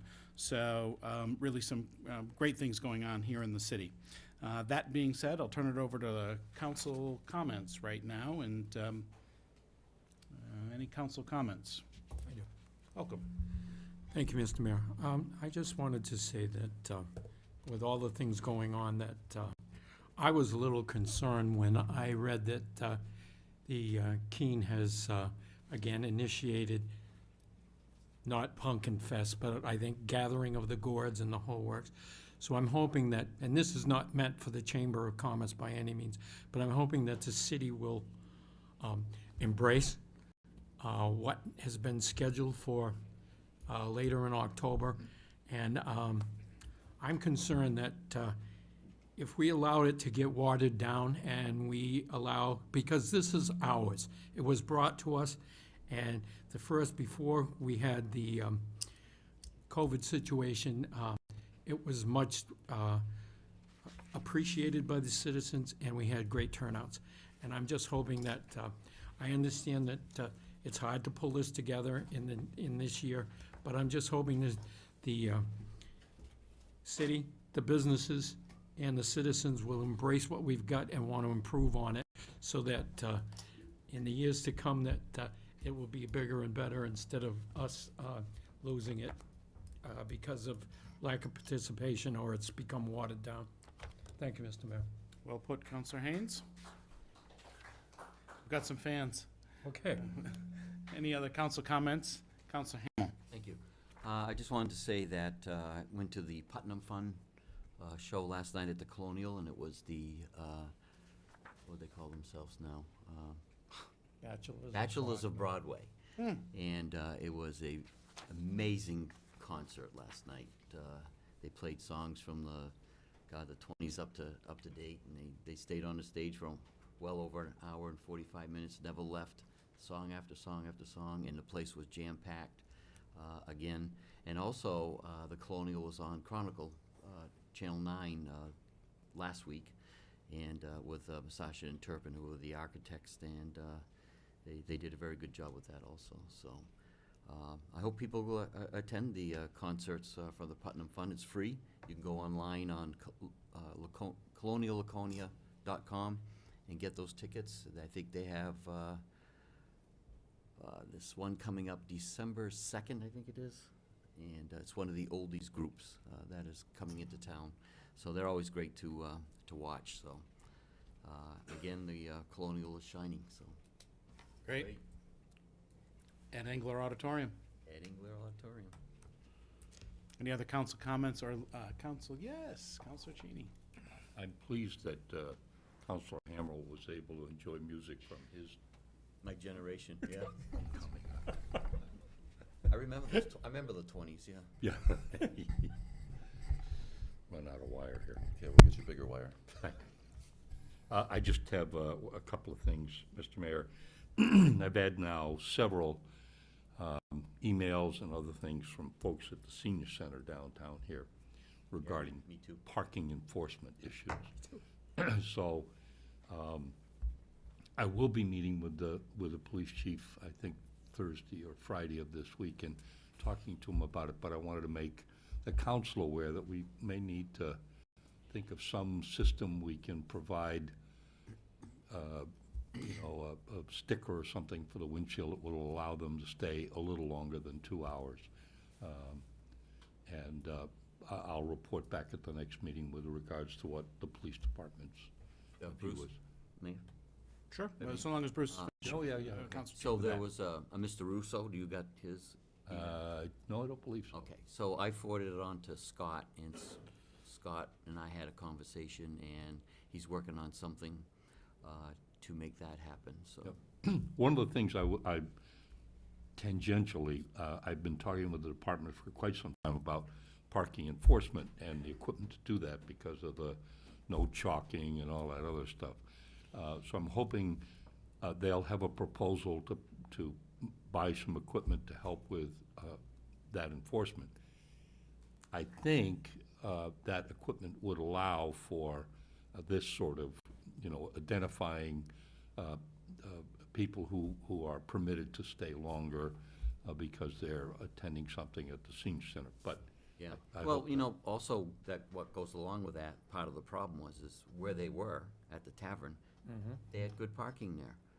They didn't want to pay the rent, the state didn't want to pay the rent, so they moved them over here where there isn't very good parking. Yep. So, there's culpability there from the state. Well, and we have a fairly large parking lot back here, and the issue is they can't walk that Well, far. I But understand. maybe Over somebody there, ought they to. were right at the door. Second, I would ask that the manager and the Public Works Director take a look at the traffic lights at Oak and North Main again, because they're out of sync or whatever it is they do. But the minute you turn left, you trip them, and everybody sits and waits when there's no one there. So I'm hoping that we can look at those again. And I guess that'll be enough for tonight. Thank you, sir. Segueing into liaison reports, if I could right now, I don't know if you had an opportunity to speak with the chief. You wouldn't have had an opportunity to speak to him about this, but I'd just like to maybe put it on your agenda when you do speak with him. The idea of considering electric bikes. I had met with a couple of people recently who had discussions about why they might be a good idea to have them in the city, particularly along the Loud Trail. So maybe just open up a little dialogue about I will. that. And Happily. Okay.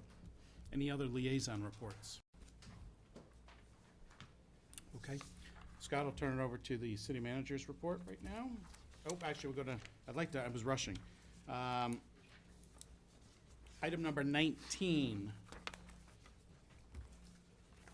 which is citizens' request to comment on current agenda items. So though we have a couple of public hearings, I'd ask that people not repeat what's already been said in the earlier public hearing portion, but if you would like to speak to an issue on tonight's agenda, now would be the appropriate time. Welcome. Hi. Hi. Thank you for taking the time to listen. My name is Tracy Elder. I am the center manager for Laconia Senior Center. So some of those emails have come from us. We were ticketed in our parking lot, and we have come to the city, and they have helped us with that. They have given us some proposed information about where our participants could park. And that is either in the backing in spaces, the parking garage, or if they have a handicap placard, they're allowed to park for longer than 2 hours.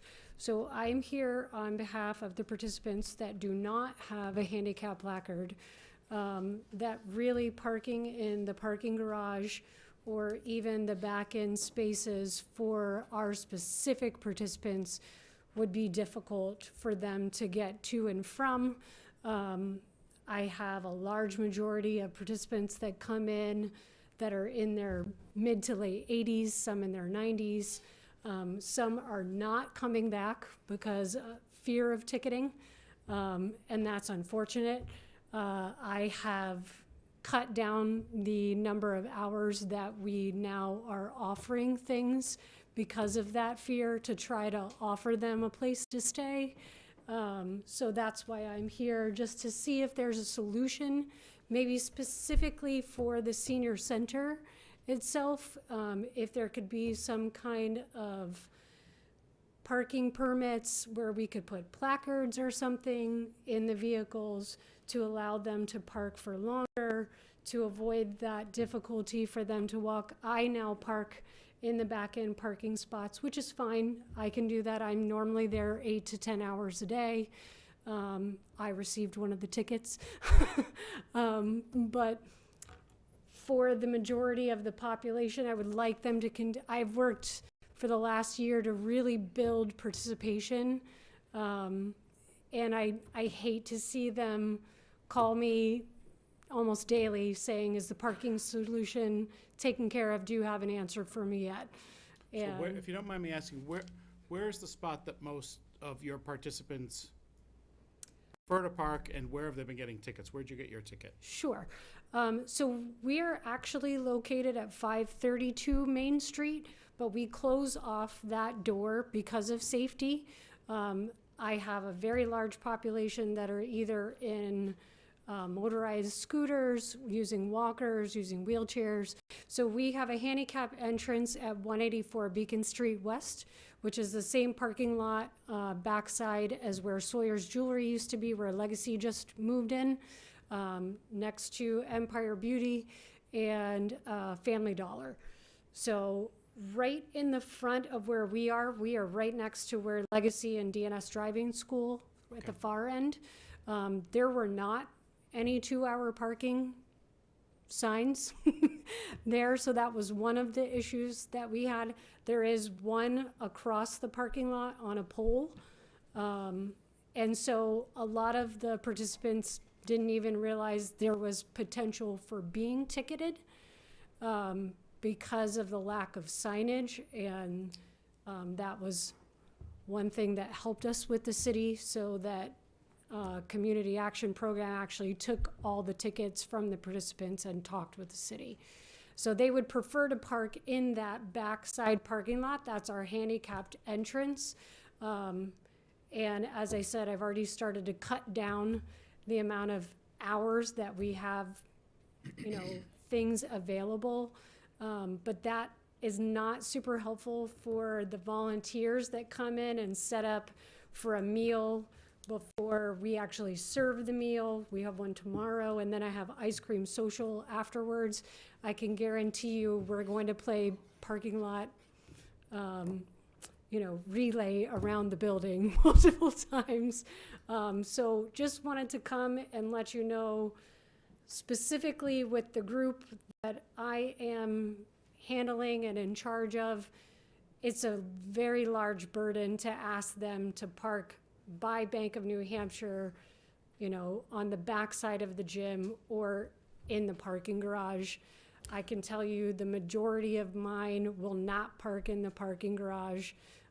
They are not,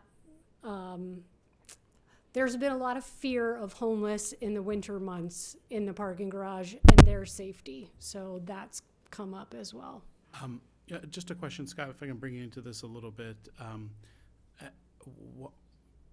How close are we to resolving this issue with some sort of placard? We're talking over at the staff level. We probably should have something by the end of the week, but again, we want to try to balance it where we want to be able to provide those placards for those who truly need it. And if there's volunteers coming in or there's a manager coming in that is able-bodied, then they should be parking in the full-day parking spaces, because you've got the beauty school where the students are typically there all day and the instructors. You've got staff at Family Dollar. You're going to have people at Legacy. You really need some of those spaces Right. for the 2-hour turnover. So we want to put a system in place that works for those who truly need it and those who can park, we're only talking about a block further away to be on the Beacon West or on Beacon East or something. In this day and age too, we want to put something that's truly identifiable that the city produced it, because with printers and whatever else, it doesn't take too long to someone just put something on their dashboard, and maybe they're full-time somewhere else and not going to the center. Sure. So we want to make sure that we're able to truly help the people that need the help. And we certainly don't want to be deterring people from going to the senior center for longer days and taking advantage of the events and the socialization and stuff. But Sure. we just want to make sure. Just one question. It sounds like we're probably pretty close to, we're maybe 30 to 45 days out from having some sort of. Oh, no, I would expect we would turn it around much quicker than that. Okay, I'm just wondering, just to make sure that senior citizens don't miss ice cream socials and a meal, why don't we just photocopy some stuff temporarily? I think what to I'd probably tide us reach out is over? if we just get a copy of their schedule of when these events that are going that are lasting a couple hours, we can just make sure that police are a little bit lenient. Yeah, in that I'd like to area. allay the concerns of your senior center participants here, that they're not going to get ticketed and that they should be coming to socialize. I mean, I appreciate the fact you've built it up over, quite some time now, and you don't want to go backwards with it, so. Great. And Yeah. I'll just say the median age of my volunteers is 85. So they would fit into, The idea they're gonna cut back the hours because of the parking. Yeah, so thank you. Neither do I, right. So Scott, We've The been, manager's we've gonna been in fix regular what's- communication, Yeah, she's called okay. with Nancy in the office, and enough. we've shared, and we'll Yep. continue to work through this as quickly That's as we what can. I was They gonna just ask. asked that I come and represent Absolutely. them, so Okay. I appreciate your time. Thank you. Great. Thank you. Anyone else to speak for matters on the agenda? Welcome. Hi, I'm Mike Delavecchio. Hi. I'm a member of the zoning board and want to talk about the goats a little bit. I made the motion to grant the variance or special exception so they could keep the goats. And it was a 3-2 vote, so it was pretty close. And one of the regular board members were out that night. There was an alternate filling in, and if the regular member was there, it probably would have passed and we wouldn't have to be here tonight. The reason I granted it was because I don't consider the goats farm animals. And I'm sure you all heard that already. And just, if anybody that's on the fence about it, please consider the fact that they are pets, not farm animals. Thank you, Mike. Thank you. Thank you. Anyone else like to speak? Come right up. Mayor, City Council. My name is Quinn Brouillard from 50 Fenton Avenue. I have a few things I'd like to talk about. One is the chicken thing. So I was doing some research, and so the arguments are pollution, noise, and I think there was a third one, right? For farm animals. So I would say noise. I think motorcycles are a far greater noise pollution. So I would say noise is probably not. So the one would be pollution for any farm animals, goats or chickens or anything like that. And as far as the home gardens go, New Hampshire has a law where we're allowed to have farm stands, right? Anyone who owns property can have a farm stand. But here in Laconia, we're not allowed to do anything agricultural, correct?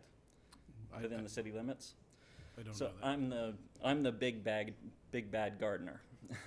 I've got tomato plants. So technically, I could be under, scrutiny. I could get fined for my garden. Although, I did get a ordinance or a zoning allowance for a greenhouse, which I think Mike Foote was one of the only ones who opposed it for whatever reason. So everyone wants to go green, but we don't want to pay the price, right? What we need to do is think globally, but act locally. I don't see why I can't have a garden. Another one is e-bikes. I think that's great, but we don't have the infrastructure. I work over on 107, and I ride my bike almost every day. It's about 2 miles. It's extremely dangerous, but I do it anyways. The reason it's dangerous is the white line is right at the edge of the pavement. All I need is 12 inches. 107, that's a state rural route, right? So that's maybe not under the city's control. Do I have that correct?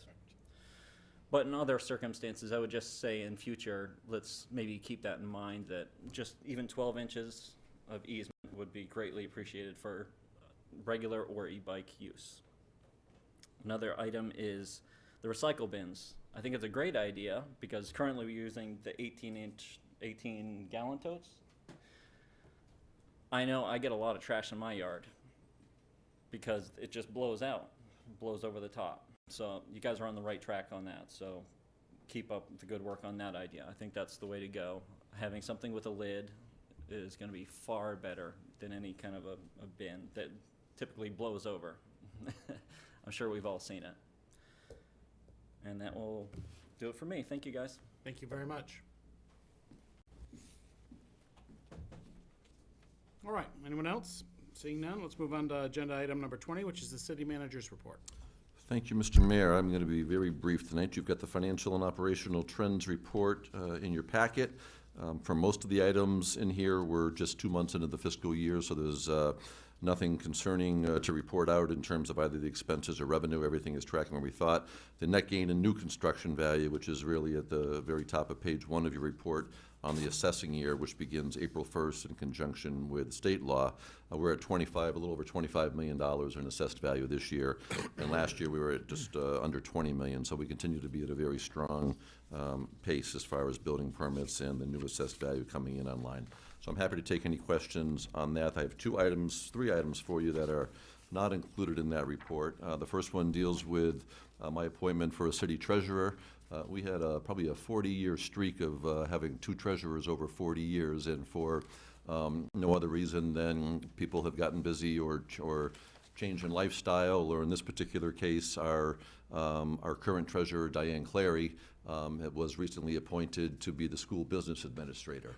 And in the role as the business administrator, she can't continue to prepare warrants as the school business administrator and approve warrants as the treasurer. So we need that separation there. So congratulations to Diane for her promotion, but because of that, we're losing her as the treasurer. So I'm happy to report Lindsay Allen has agreed to take over as our city treasurer. Lindsay's been with the city for 25 years, experienced as our tax collector, as many of you know. She's worked with our financial software, our general ledger accounts, reconciled them, so she's familiar. In her present role as the human resource director, she has complete separation from any of that, so there's no concern about someone having the ability to be creating something and approving something. Glenn reached out to our auditor and ran by the scenario there as well. There's no concerns from our longtime auditors either, so sharing that with you. And also kind of a milestone here, making a reappointment to the Laconia Housing Authority, and happy to reappoint the current board chair, Robert Harrington. Bob must have started on the board when he was 7, because he's been on for 51 years, does a tremendous job. It comes to those meetings full of energy. Many of you know him from his farm out in White Oaks and stuff, but Bob has just such a great attitude, a great history of the Housing Authority, and is a fantastic board member, and hopefully he continues on for another 51 years with us in that role. Finally, the mayor alluded to it a little bit with the Timberman coming this weekend. You will see starting to see some preparations in the downtown. The Athletes Village, as I've shared a couple of times, is occurring in the large municipal lot right here, which we think is great, as opposed to a Peachy Park, because it's going to bring those 1,000+ people and whoever they travel with coming downtown to pick up their registration packets, go to the Athletes Village, pick up their bags and all that type of stuff. bring all that foot traffic downtown. With that, we're going to lose some parking spaces for a few days. So we have done outreach to both the other mills here, our City Hall staff, Lakes Region Mental Health, and the post office, which are the primary daytime users of that lot, and let them all know that the majority of these spaces are going away. The 12 or 16 or so that we're keeping in the big lot, the smaller lot out here stays the same, will be for short-term parking, and we'll have signage at the entrance there directing people either to park on street or to park behind St. Joseph's Church and the 80 or so spaces we have there for their long-term parking needs for the week. So excited to have Timberman, and this is part of our wellness program. People can walk a few extra steps to come to work, I think. So I'll stop there and take any questions the council may have tonight. Counselor Felch. Can we get better signage for the parking behind the church? Yes, actually, it's one of the things where, the short answer is yes, we can. The longer answer is the downtown urban planner we have is one of the real focus of that is to make recommendations for how that traffic flow is going to work, both for pedestrians and vehicles, because right now nothing lines up directly with a signalized intersection, and we're doing that. But short term, yes, we can make sure there's better signage there. This weekend would be great. Okay. Thank you, Scott. Thank you. Moving on to item number 21, 21A, which is the New Hampshire Municipal Association Legislative Policy. Scott, you wanted to give us a brief on this? Yeah, very briefly, we know we've got a new legislature coming in for 2-year terms that'll begin in January. The Municipal Association is kind of like our League of Cities or our advocates for municipal issues with the legislature. Every 2 years in advance of a new legislature being seated, they put together 3 different groups and look at a variety of topics from taxes to revenue to land use to environmental and a whole bunch of other things. Totally, it's about 45 to 60 people work through the various recommendations and principles and kind of identify that these are the priorities for us collectively. So there will be a conference at the end of this month where each municipality has 1 vote. And if the majority approves this as the platform, that kind of becomes the marching orders for our municipal association to work with the legislatures in the coming years. Thank you. How about if we move this first and then open up to discussion if anyone has questions for you, if that's okay? So, absolutely. Right now, I'd be looking for a motion to move the approval of the 2023-24 New Hampshire Municipal Association legislative policies as presented. So made by Councilor Felch, seconded by Councilor Susi. Is there any further discussion or questions, particularly directed towards our representative? You were on the board, weren't you, for a while? I served for probably about 10 years and chaired the board for 2 years. I've been off for about 3 years now. Right, so any questions, maybe be directed, Scott, walk us through it, if you have any questions or comments. Certainly, there's a lot to this, you know. I mean, if you dig into the weeds, you could probably chase your tail for a while and say, well, I don't, overarching principle, I get it, I'm on board, but as legislation comes about, certainly there's so many twists and turns to pieces of legislation that are introduced. And that's the little bit of the challenge, because you don't know what's going to be introduced as legislation, so you're kind of setting these broad parameters of what you're going to focus on. But then there is an HMA board of 25 members who meets monthly, and they're able to be our representatives and react as specific pieces of legislation come around as well. So, one thing I've always appreciated is you've kept us abreast of what's popping up, you know, from the New Hampshire Municipal Association. So we are at least, you're keeping us abreast. As I see our next city manager there sitting in the audience tonight, certainly being attuned to what's going on with the Municipal Association, how it might impact the city would be, you know, sort of a critical responsibility. So we can be more active if need be. So if there aren't any other questions or thoughts on this, all those in favor of the motion, please indicate by raising your hands. 6 votes in the affirmative, and that motion passes. Item number 21B, which is request to accept 7 private roads under the Accept As Is program and to schedule a public hearing for October 11th, 2022. All abutters of the 7 roads listed below have agreed to provide easements to the city. This requirement is the first step in the process to accept a private street that the city has been plowing under the Accept As Is process. These are all streets that we've had an opportunity to tour within the past couple of weeks. I think everyone was there that day, weren't we all there? I think so. We looked at it on August 30th, 2022. The next step in the process is to hold this public hearing. Public Works is recommending that the City Council schedule a public hearing on October 11th to accept the as-is. After the public hearing, the City Council should accept the 7 roads as-is, contingent upon receipt and filing in Belknap County Registry of Deeds of all easements on the road. So, right now, I'd be looking for a motion to schedule a public hearing on October 11th, 2022, during the regular City Council meeting to gather input prior to any action being taken. So made by Counselor Haynes, seconded by Counselor Felch. Is there any further discussion? Seeing none, all those in favor of the motion, please indicate by raising your hands. That's 6 votes in the affirmative, and that motion passes. 21C, which is a lease agreement between the City of Laconia, Laconia Airport Authority, and 42 Airport Road LLC. I don't know if Marv is here. I don't know if he needs to be here. He submitted this report. This is a new lease, 42 Airport Road LLC, which has purchased the hangar located at 29 Aviation Drive, Lot 7, at the Laconia Municipal Airport. The lease agreement duration is 40 years and 5 months in length, to be reviewed in 20 years to negotiate a new rate. The agreed rate is 17.173 cents per square foot per usable acre for the 2022-2023 fiscal year, with adjustments according to the December CPIU on each successive year. There's no cost incurred to the city. The revenue generated by this lease agreement amounts to $8,484.09 for the first year base rental payable to the Laconia Airport Authority to be applied to the operation of this airport.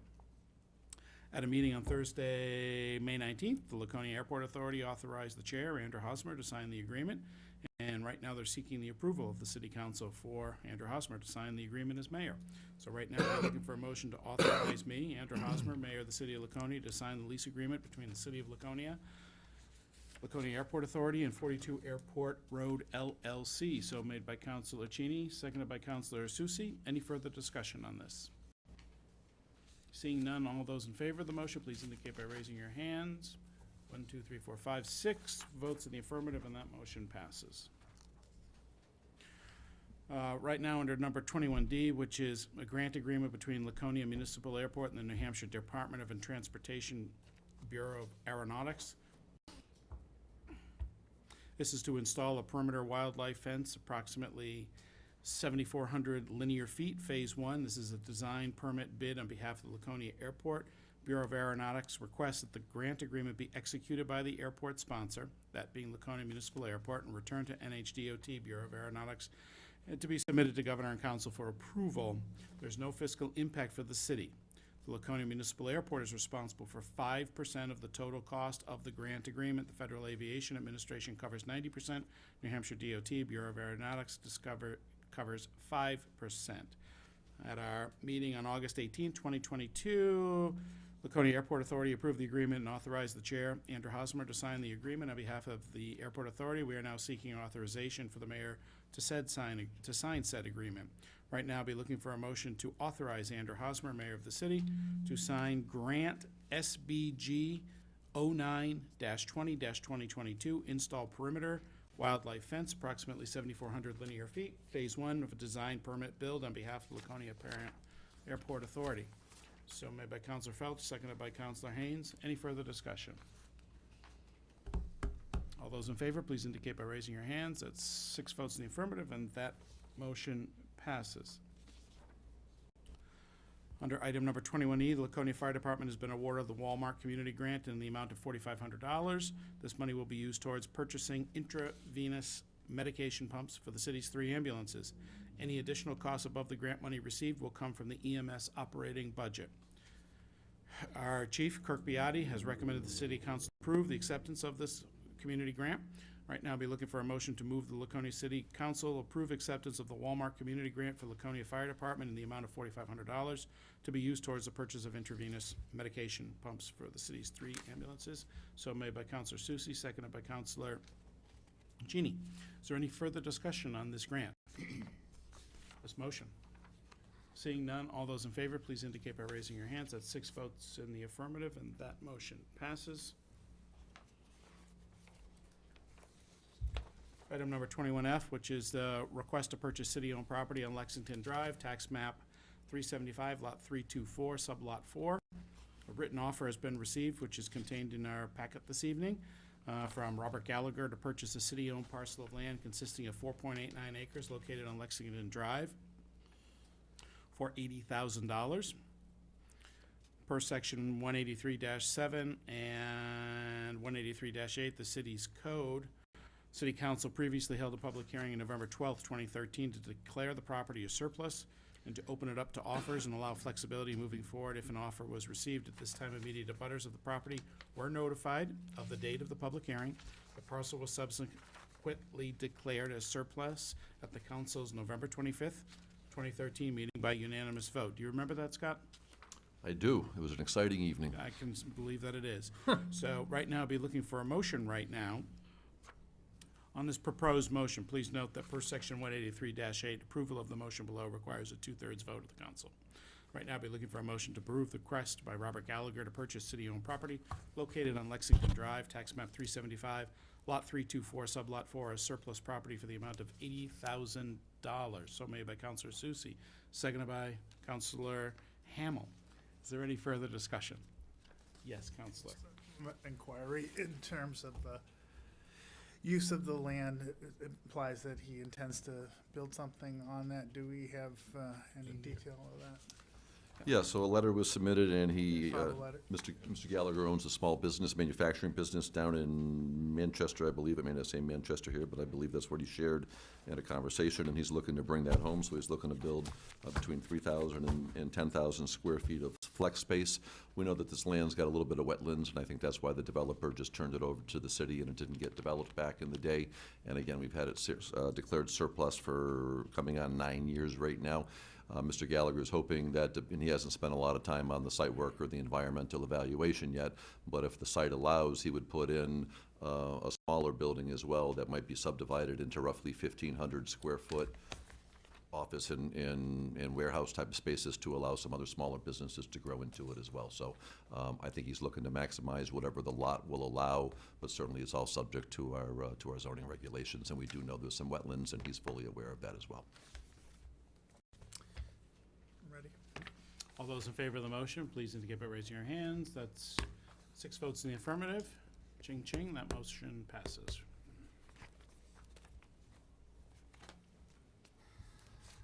Item number 21G, I'm very pleased to present to the council this evening. As we know, Kirk Biotti takes over on October 3rd.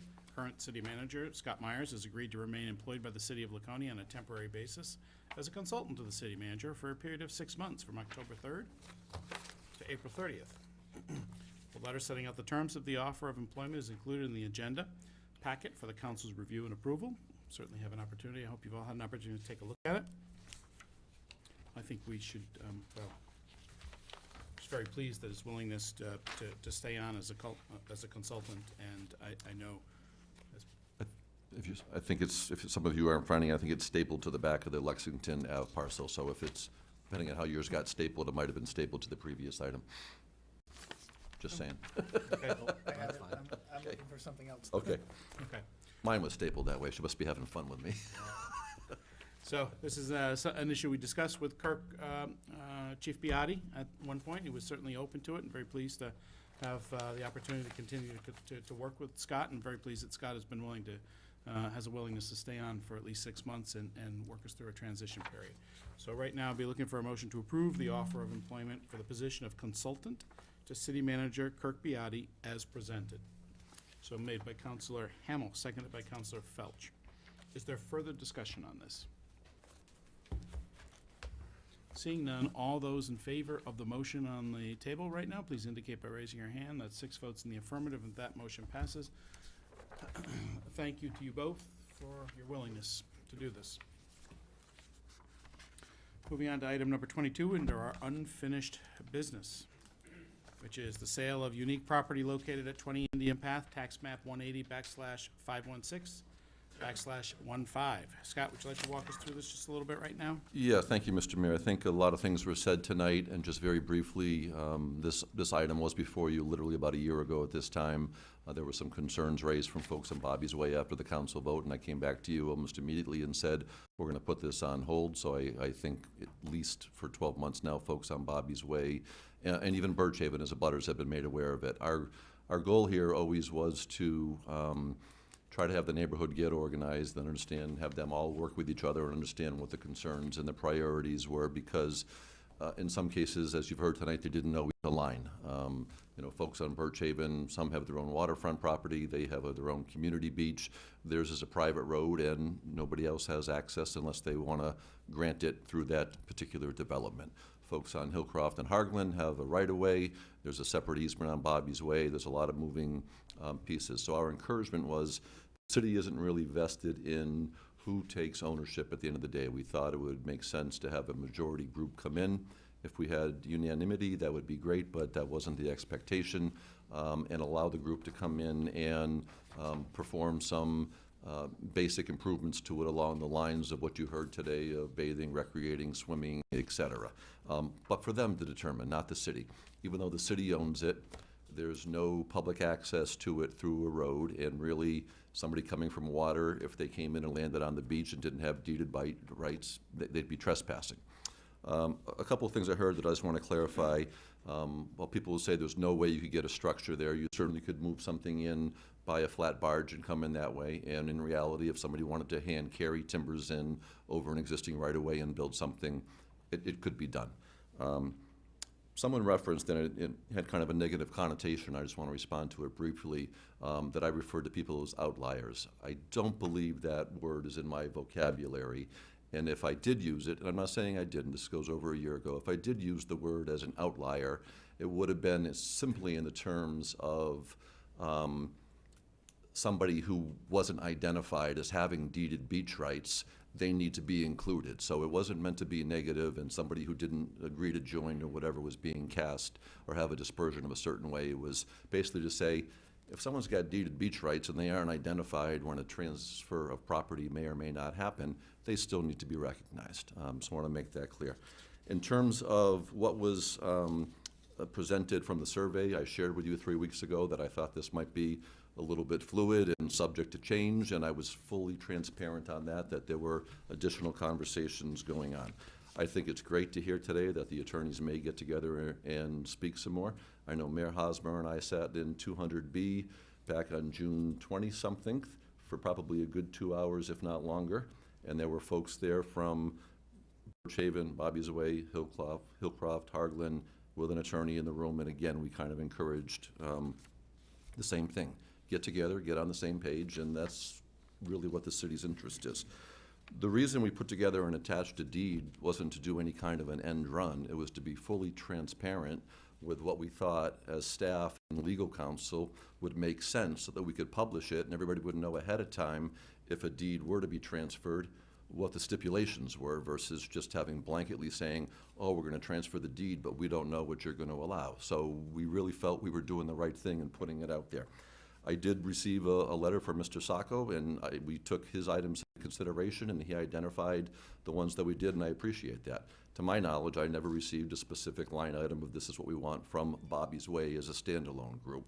And for that fact, didn't get one from Pickerel Cove Association. So most of this was staff and our legal counsel. So running through it, that this is for the folks who currently have deed beach rights. And that was put in there because there was a concern that the association might convey rights to others, which would overcrowd and overburden the beach and potentially be a revenue stream if you're going to sell beach rights to someone. So we said those who currently have the rights, that's what you're limited to. No overnight storage of motorized vehicles, including boat trailers. And we just put in a stipulation, except for those vehicles being utilized for active work on the property. Again, if somebody came in with a small gator or a small something, there was approval to be there, and it parked overnight, we didn't want on a technicality to say that vehicle, shouldn't be there overnight. This is meant for vehicles, trailers, boats. They would not be there. No permanent structures other than a bathhouse or a maintenance shed. The maintenance shed, pretty simple. If they're working on it, want rakes, a wheelbarrow, a trash barrel, whatever, seems to make perfect sense. The bathhouse, actually, in discussion with legal, wasn't to cause any environmental hazards down there, and we don't think a bathhouse would be built right now. But if in 20 or 30 or 40 years, that's something we can't predict right now, water and sewer ends up being in that area, it might be advantageous to have a plumbed and sewered bathhouse. So it's not a requirement to have one, and we think it's probably not likely, but again, trying to look forward as to what could happen if a deed was transferred. One-day dock may be provided for those, for the use of those who have legal rights to the beach. A few lots above this one, the Birchhaven Association has a community beach, and they have 2 day docks on that. The property must be used in conformance with all applicable state, local, and federal laws. That's our zoning regulations, that's state DES, that's setbacks. We didn't want to get into the nitty-gritty of saying no tree could be removed. What if you have a damaged tree or a tree that got struck by lightning, you know, and we didn't want to put further things that you can't do anything within 75 foot of a boundary line. Why are we going to be more onerous on one property than our zoning regulations allow? So we tried to look at those types of things. And it gives the city the right to enter the property at any time to make sure that our terms are being complied with. One area, or 2 things that are not in here specifically that I believe, or at least one of them Mr. Sacco brought up, is to identify that Birchhaven is a private road, and therefore people don't have the right to use it unless you're part of that association. Our attorney basically said you don't put things like that into a deed of what's not allowed. Things that you're putting in should be relative to the deed. So that was legal advice. And the other one on the mooring fields, we've heard, the water control is state oversight. The city has no way to say either yes, a mooring field could be allowed, or no, it can't. That's not under our purview, so again, we left that silent for that reason. It wasn't that we didn't discuss it and consider it. So we put that all together. I know you've heard a lot from the folks here. Ultimately, to Mayor Hosmer's point, I hate to say I would love to table this tonight, but I would love to table this tonight and hope on a very short order the attorneys can get together and finish hammering out what I think a lot of people in real good faith have been working on for months now. The city, in my opinion, should not be retaining ownership of the beach. It does us no good. We legally can't come down Birchhaven. We can put the safeguards in place that I've just described. People can still access from water or carry in to do certain things that some people think maybe they can't do. But it's all about local control, and those who have the deeded beach rights can do it. I know there's a beach down the road from me that I'm not a part of, but they've got a bathhouse, so bathhouses are certainly part of beaches. You've heard, I'm sorry, one thing, if you do go forward with this tonight on the deed, that I would ask you to amend, and it was spoken to a little bit, but it came from the Conservation Commission and relayed from the chair, was we would like to put a stipulation in here that there is no use of fertilizers or pesticides on this lot. We think that's a relatively innocent, but to get into they should mow it, they shouldn't mow it, they can do this, I mean, that's, we think that's a little bit over the top, and the folks there, in conjunction with applicable local and state laws, you know, have the right to do these things. So that was the mindset behind what we did, was to try to put everything out there so that questions could be answered. Again, our whole goal on this, the city doesn't benefit from this other than getting it back to a group that can manage it for the benefit of its membership, so to speak. That's it. I think the suggestion of having 12 meetings is a lot of meetings, but but with the number of people involved and the types of issues involved, it may take 24 meetings to work it out. And I think we'd be better off tonight to table it to allow that potentially to occur. I'll make a motion to table. Well, I just think,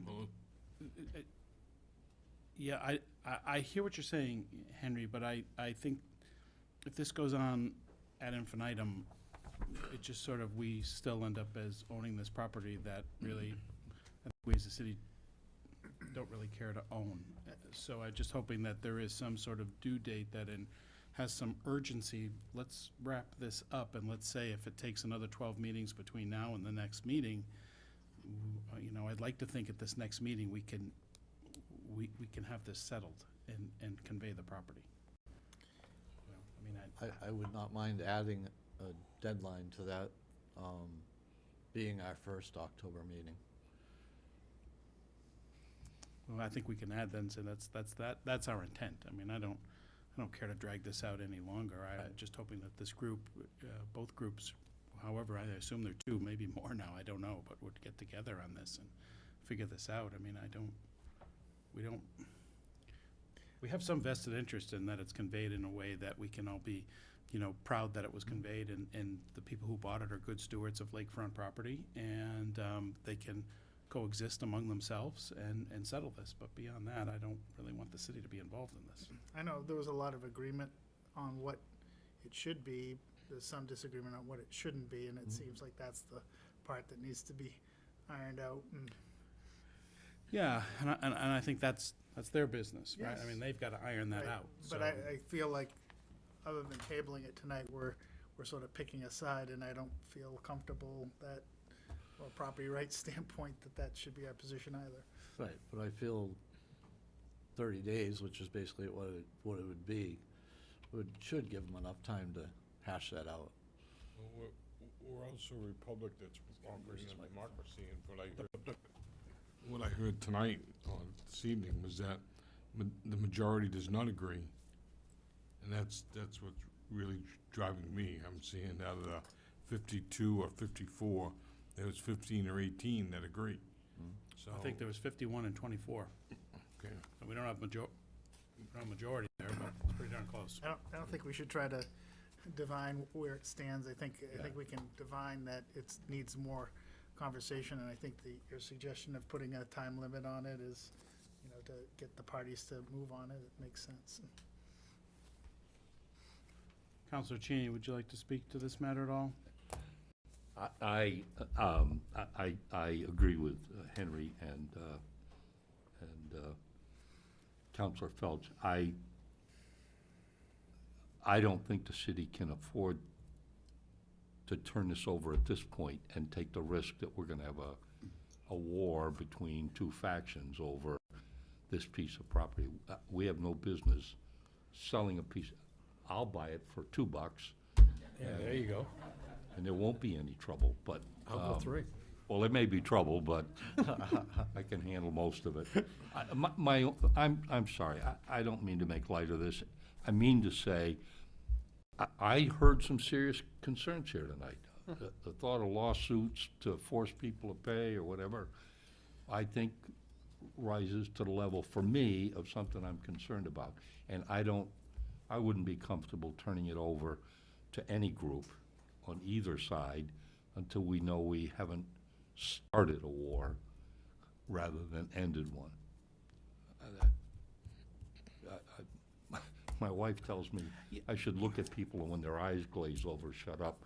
So I'm gonna shut up. Look, I don't think anyone here wants to make matters worse and set up a litigious situation. I just think we want to just convey the property at some point here. If they can't get along among themselves and can't find some common ground to compromise, I don't quite know what to say. Take Bruce's offer. No, I mean, I guess you could always request request for bids, highest, sealed bids, and sell it to the highest purchaser, highest bidder. I don't know, but That wouldn't change the rights of the people who have.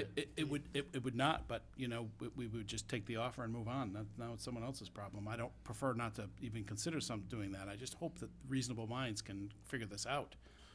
Been working this way. Mr. Mayor. Yes, please. It's just, and I don't want to beat this to death, but, it just appears to me, I hate to think that over $1, we've got people spending tens of thousands of dollars for legal representation. I'd like to take Councilor Cheney up on his offer. It's been going, Mr. Mayor, it's Mark been. never liked me, I just think you need to know. Mr. Mayor, it's been like this for how many years now? Somebody said 30, 40 years? Let's Why? let's be the council that gets it squared away and moves on. So another council doesn't have to go through this again. And I think we saw the willingness of the two attorneys to talk about things and hopefully get things settled. Seemed like it was a novel idea to one of them, but I'm glad that they had an opportunity to chat in the back there. So I think this is great. I know you're going to say yes to this, Scott, because you won't be here. I'll be here consulting. Yes, right. So if you table this and you move it that it's going to be on the agenda for October 11th, that's the Tuesday after Columbus Day. That's basically the 30 days from where we are tonight, and we would strongly encourage regular checking in so that we're not getting an update that night and expected to act upon it, so. Right. And to October 11th. And I can honestly say, and I mean this sincerely, I think I have taken every phone call and multiple phone calls from people on every street involved, maybe with the exception of Hilliard, and maybe it's because no one from Hilliard called me. There's only 1 or 2 properties there. But I've probably spoken to people on this 50 or 60 times, and I don't mind doing that. And I've shared with them the same thing. Come together for an understanding. The city has no right to own it. The public has no reason to access it, legal reason to access it. And let's turn it over to you. That's really been, not taking sides. That's been the guidance. So go right ahead, Councilor Hamel, sorry. Okay. I think within those 30 days that they can come to some kind of conclusion here. I think there's a lot of intelligent people out there that can make this happen. But I would also say that to the council that on that, was it October 11th you said, Scott? The decision will be made that night. Enough's enough. I agree. That the lawyers get together and the parties get together, discuss this, come to a solution. Everybody's adults, and make it work for everybody. And there's no reason why you can't. Not everybody's going to get what they want on either side, but that's what they call negotiations, and come to a conclusion. Because on the 11th, I'm going to vote on this, and I think the rest of the council will too. So there's a motion to table from Councilor Felch. Is there a second? Second. Seconded by Councilor Hamel. Motion to table is non-debatable. All those in favor, please indicate by raising your hand. That is tabled and will be taken up on our October 11th meeting.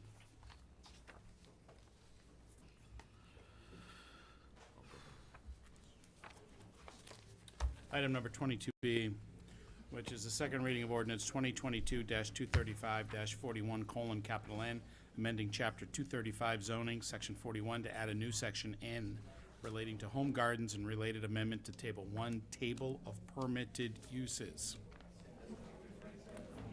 I don't know if Dean is here. The August 8th, 2022 City Council meeting. Council was presented with an amendment to the zoning ordinance, which if approved would have allowed a property in the residential single-family RS, residential general RG zones to have a maximum of 2 sheep or goats. Upon recommendation, the council, the Government Operations and Ordinance Committee met on the 15th of August to review the proposed ordinance. The consensus of that committee was to recommend to the full council that the ordinance as originally presented be amended to remove the reference allowing 2 sheep or 2 goats in the RS or RG zones, and to amend the percentage of cultivation area for home gardens from 20 to 25%. The attached ordinance, 2022-235-40:N, has been amended to reflect those changes. So this was report was submitted by Dean Trefethan, who is our Planning and Code Director. Councilor Lippman, yes. Just a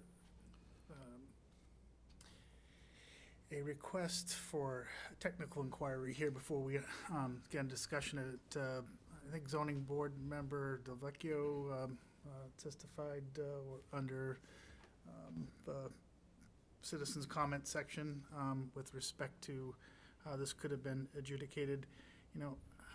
I have a hard time with kind of where this is landing, but because I think there's got to be, it's not A or B, there may be a C.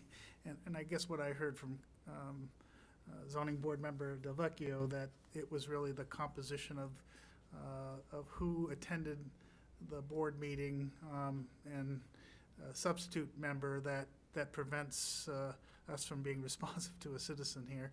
And I don't know if that's technically correct or not, and whether it can be re-referred to the zoning board, whether that avenue has been exhausted or not. Well, I guess that's a good question. If it's re-referred to the zoning board, it comes back to the city council, would we also be could we not just not do that and just have Government Operation and Ordinances Committee look at this again specifically on the item, or do you just choose not to do that? I'm not saying that I guess as a I'm pejorative term.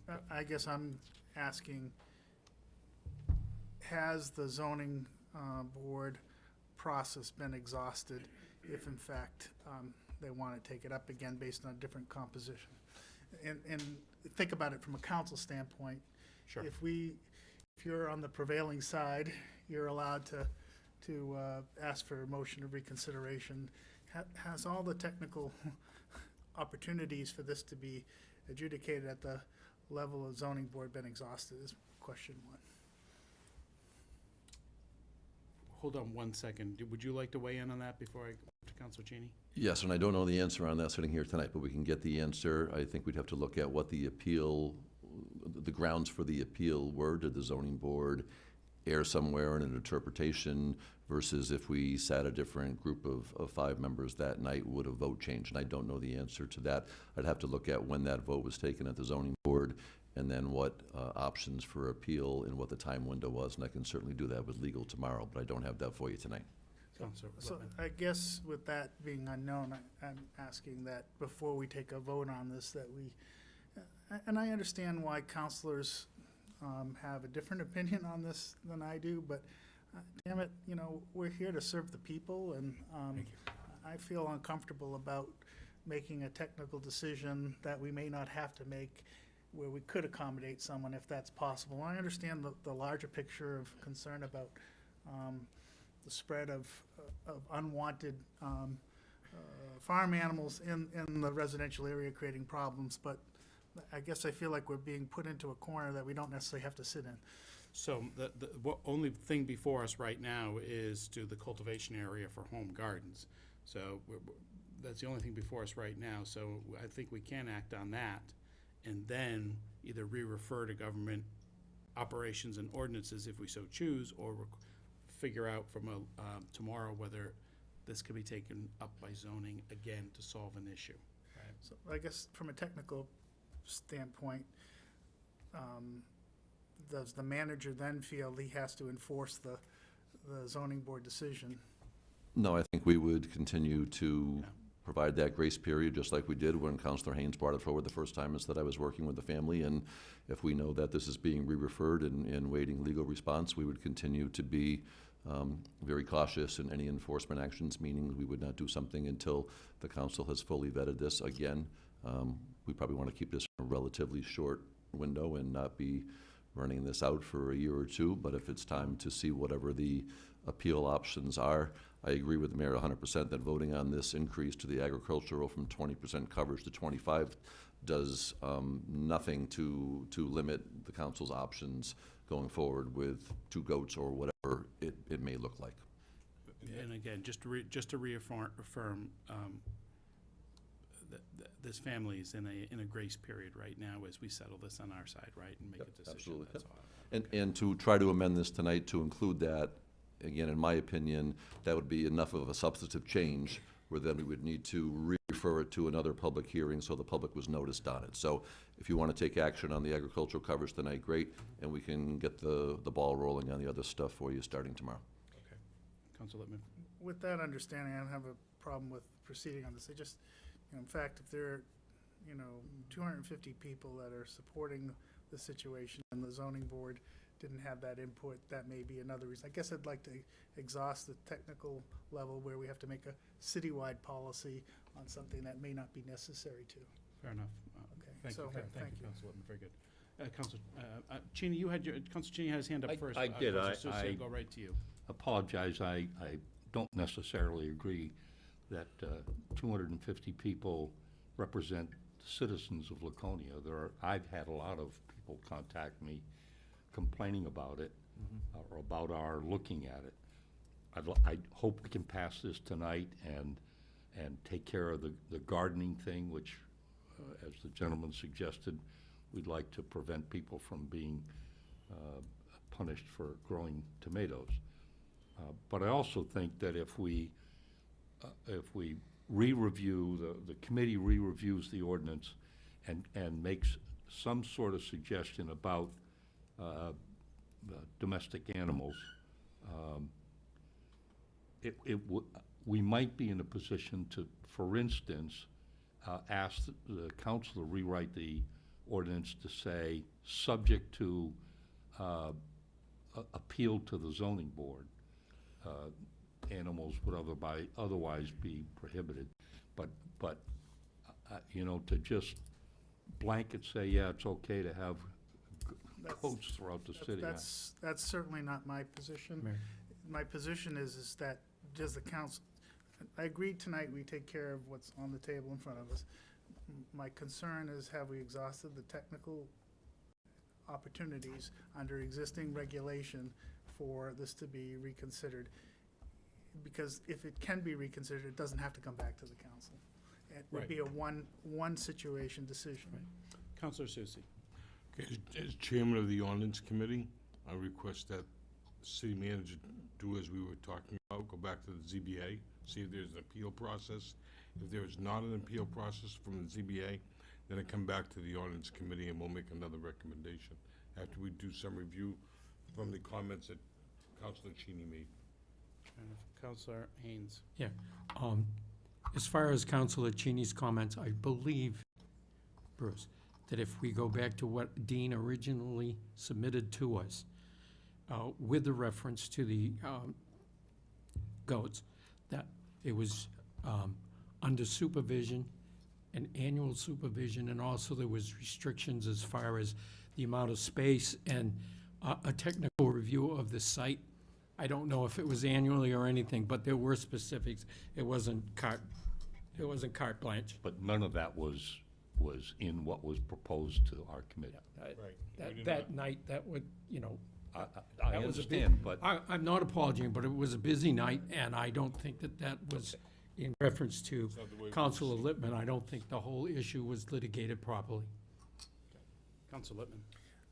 So, And I and was again, in addition to the appeal of what has already been decided, is there another option for them to bring forward a different variance request to be considered at zoning, would be my other technical ask for the manager to identify. In other words, as Councilor Haynes was talking about, was the original request just let me do it, or was the original question something more? No, it was very specific It was as very- far as yeah. what Dean.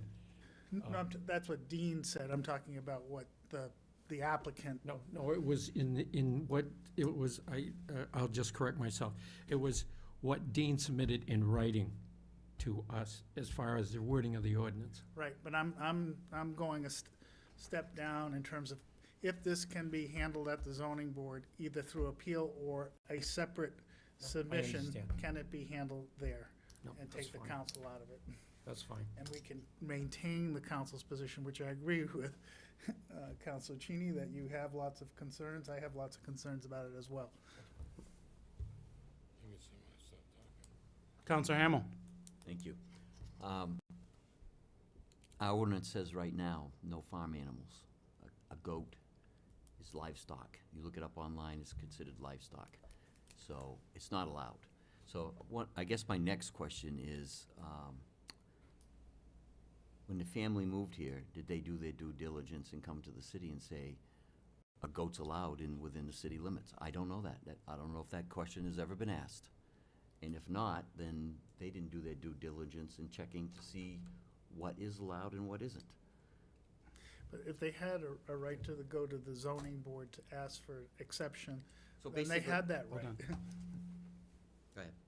No, I've just, let Counselor Lippman Yep. finish before you speak again, that's all, go ahead. So, I don't even want to go there. I agree with you guys on the general proposition of how we should regulate this. I'm trying to be be, human to the little girl. Well, I understand, and everybody wants to be human to the little girl. But they should have checked the city ordinances before they came. It was probably allowed in Meredith Center or wherever they were, that they came from. It was allowed there.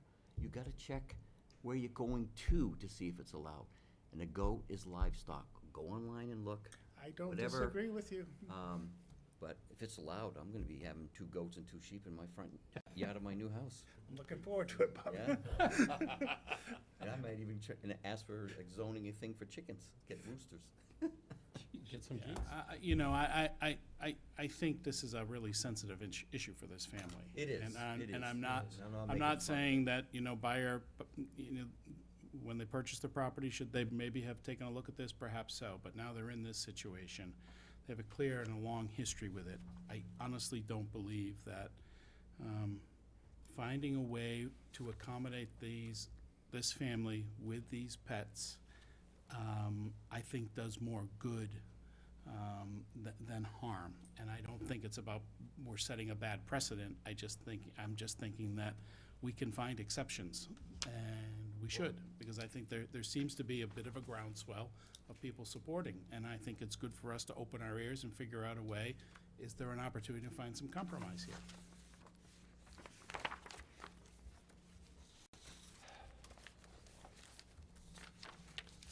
You know, Let's take the one that's on the table today that we. Mark, Councilor Haynes, do you have anything to say? No, I'm, Okay. I think Councilor Lippman has kind of addressed the issue. So, we have a series of 3 motions solely focused on the cultivation area for home gardens. Right now, looking for a motion to waive a reading of this ordinance in its entirety, to read by title only, so made by Councilor Cheney, seconded by Councilor Haynes. Any further discussion? Seeing none, all those in favor, please indicate by raising your hands. That's 6 votes in the affirmative, and that motion passes. Next, looking for a motion to move a second reading of ordinance 235-41-N, amending Chapter 235 zoning, Section 41, to add a new section N, capital N, relating to agricultural and residential zones, and related amendment of Table 1, Table of Permitted Uses as presented. So made by Councilor Felch, seconded by Councilor Susie. Any further discussion? Seeing none, I'd ask call the vote. Who's in favor? Raise your hands. 6 votes in the affirmative. Good to go. That passes. Finally, I'm looking to move to approve ordinance 235-41-capital N, amending Chapter 235 zoning, Section 41, to add a new section, capital N, relating to agriculture and residential zones, and related amendment of Table 1, Table of Permitted Uses as presented. So made by Councilor Haynes, second by Councilor Felch. Any further discussion on the motion on the table? Seeing none, all those in favor, please indicate by raising your hands. 6 votes in the affirmative, that motion passes. Scott, in relation to the follow-up with ZBA, we'll hear something from you this week, I'm sure. I'll be going legal and discuss that first, and then we will get information out to everybody at the same time. Terrific, thanks. selective voting. 22C. Second reading of Resolution 2022-11 relative to authorizing acceptance of $1,044,400 for replacement of the water main on Weirs Boulevard and associated paving. Approval will authorize the city to accept the said dollar amount for construction of the 1,900 feet of water main and associated road repairs.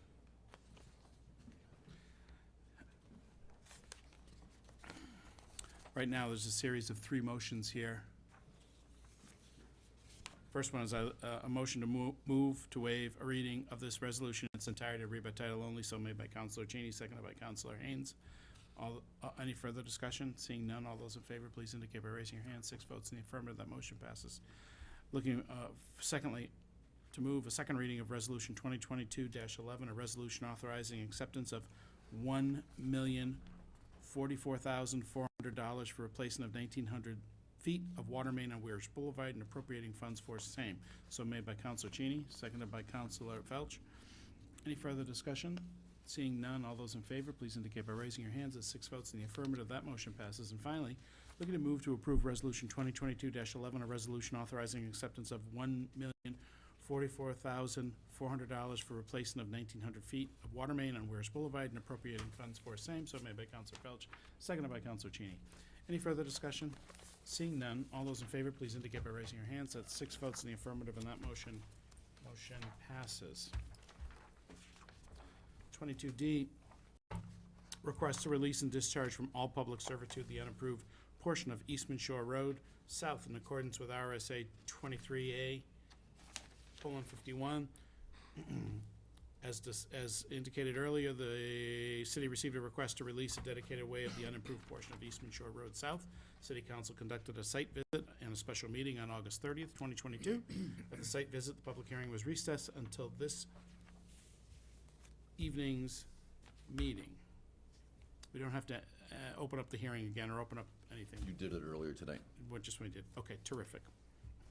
So right now, I'll be looking for a motion, and bear with me, to move that the city council releases the dedication of the undeveloped portion of Eastman Shore Road South, AKA Eastman Shore Road Extension, southerly of the cul-de-sac between the property identified in the city's tax records as 316-67-5 and that identified as 316-67-1, as shown on the plan entitled, quote, subdivision of land of the estate of Louis A. Highness Easterly of Eastman Shore Road, Laconia, Belknap County, New Hampshire, for Alice Joy Highness, prepared by Ronald M. Mitchell and Associates, last revised February 15th, 1979, recorded in the Belknap Registry of Deeds in Plan Book 85, pages 35 to 38. This release is subject to the rights of public pedestrians and bicyclists to cross over the released road to access Ahern Park, and is conditioned upon easements memorializing this right, which shall be executed by each of the property owners over whose property the released right-of-way runs and recorded in the city, unquote. So made by Counselor Felch, seconded by Counselor Cheney. Any further discussion on this motion? Seeing none, all those in favor of the motion, please indicate by raising your hand. That's 6 votes in the affirmative, that motion passes.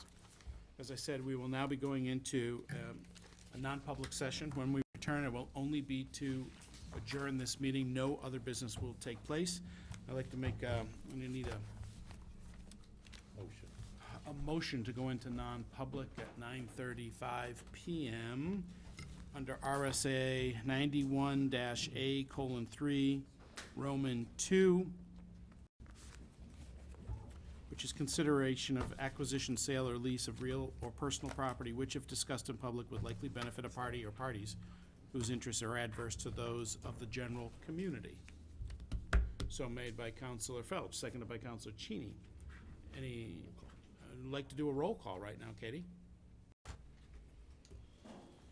Counselor Cheney?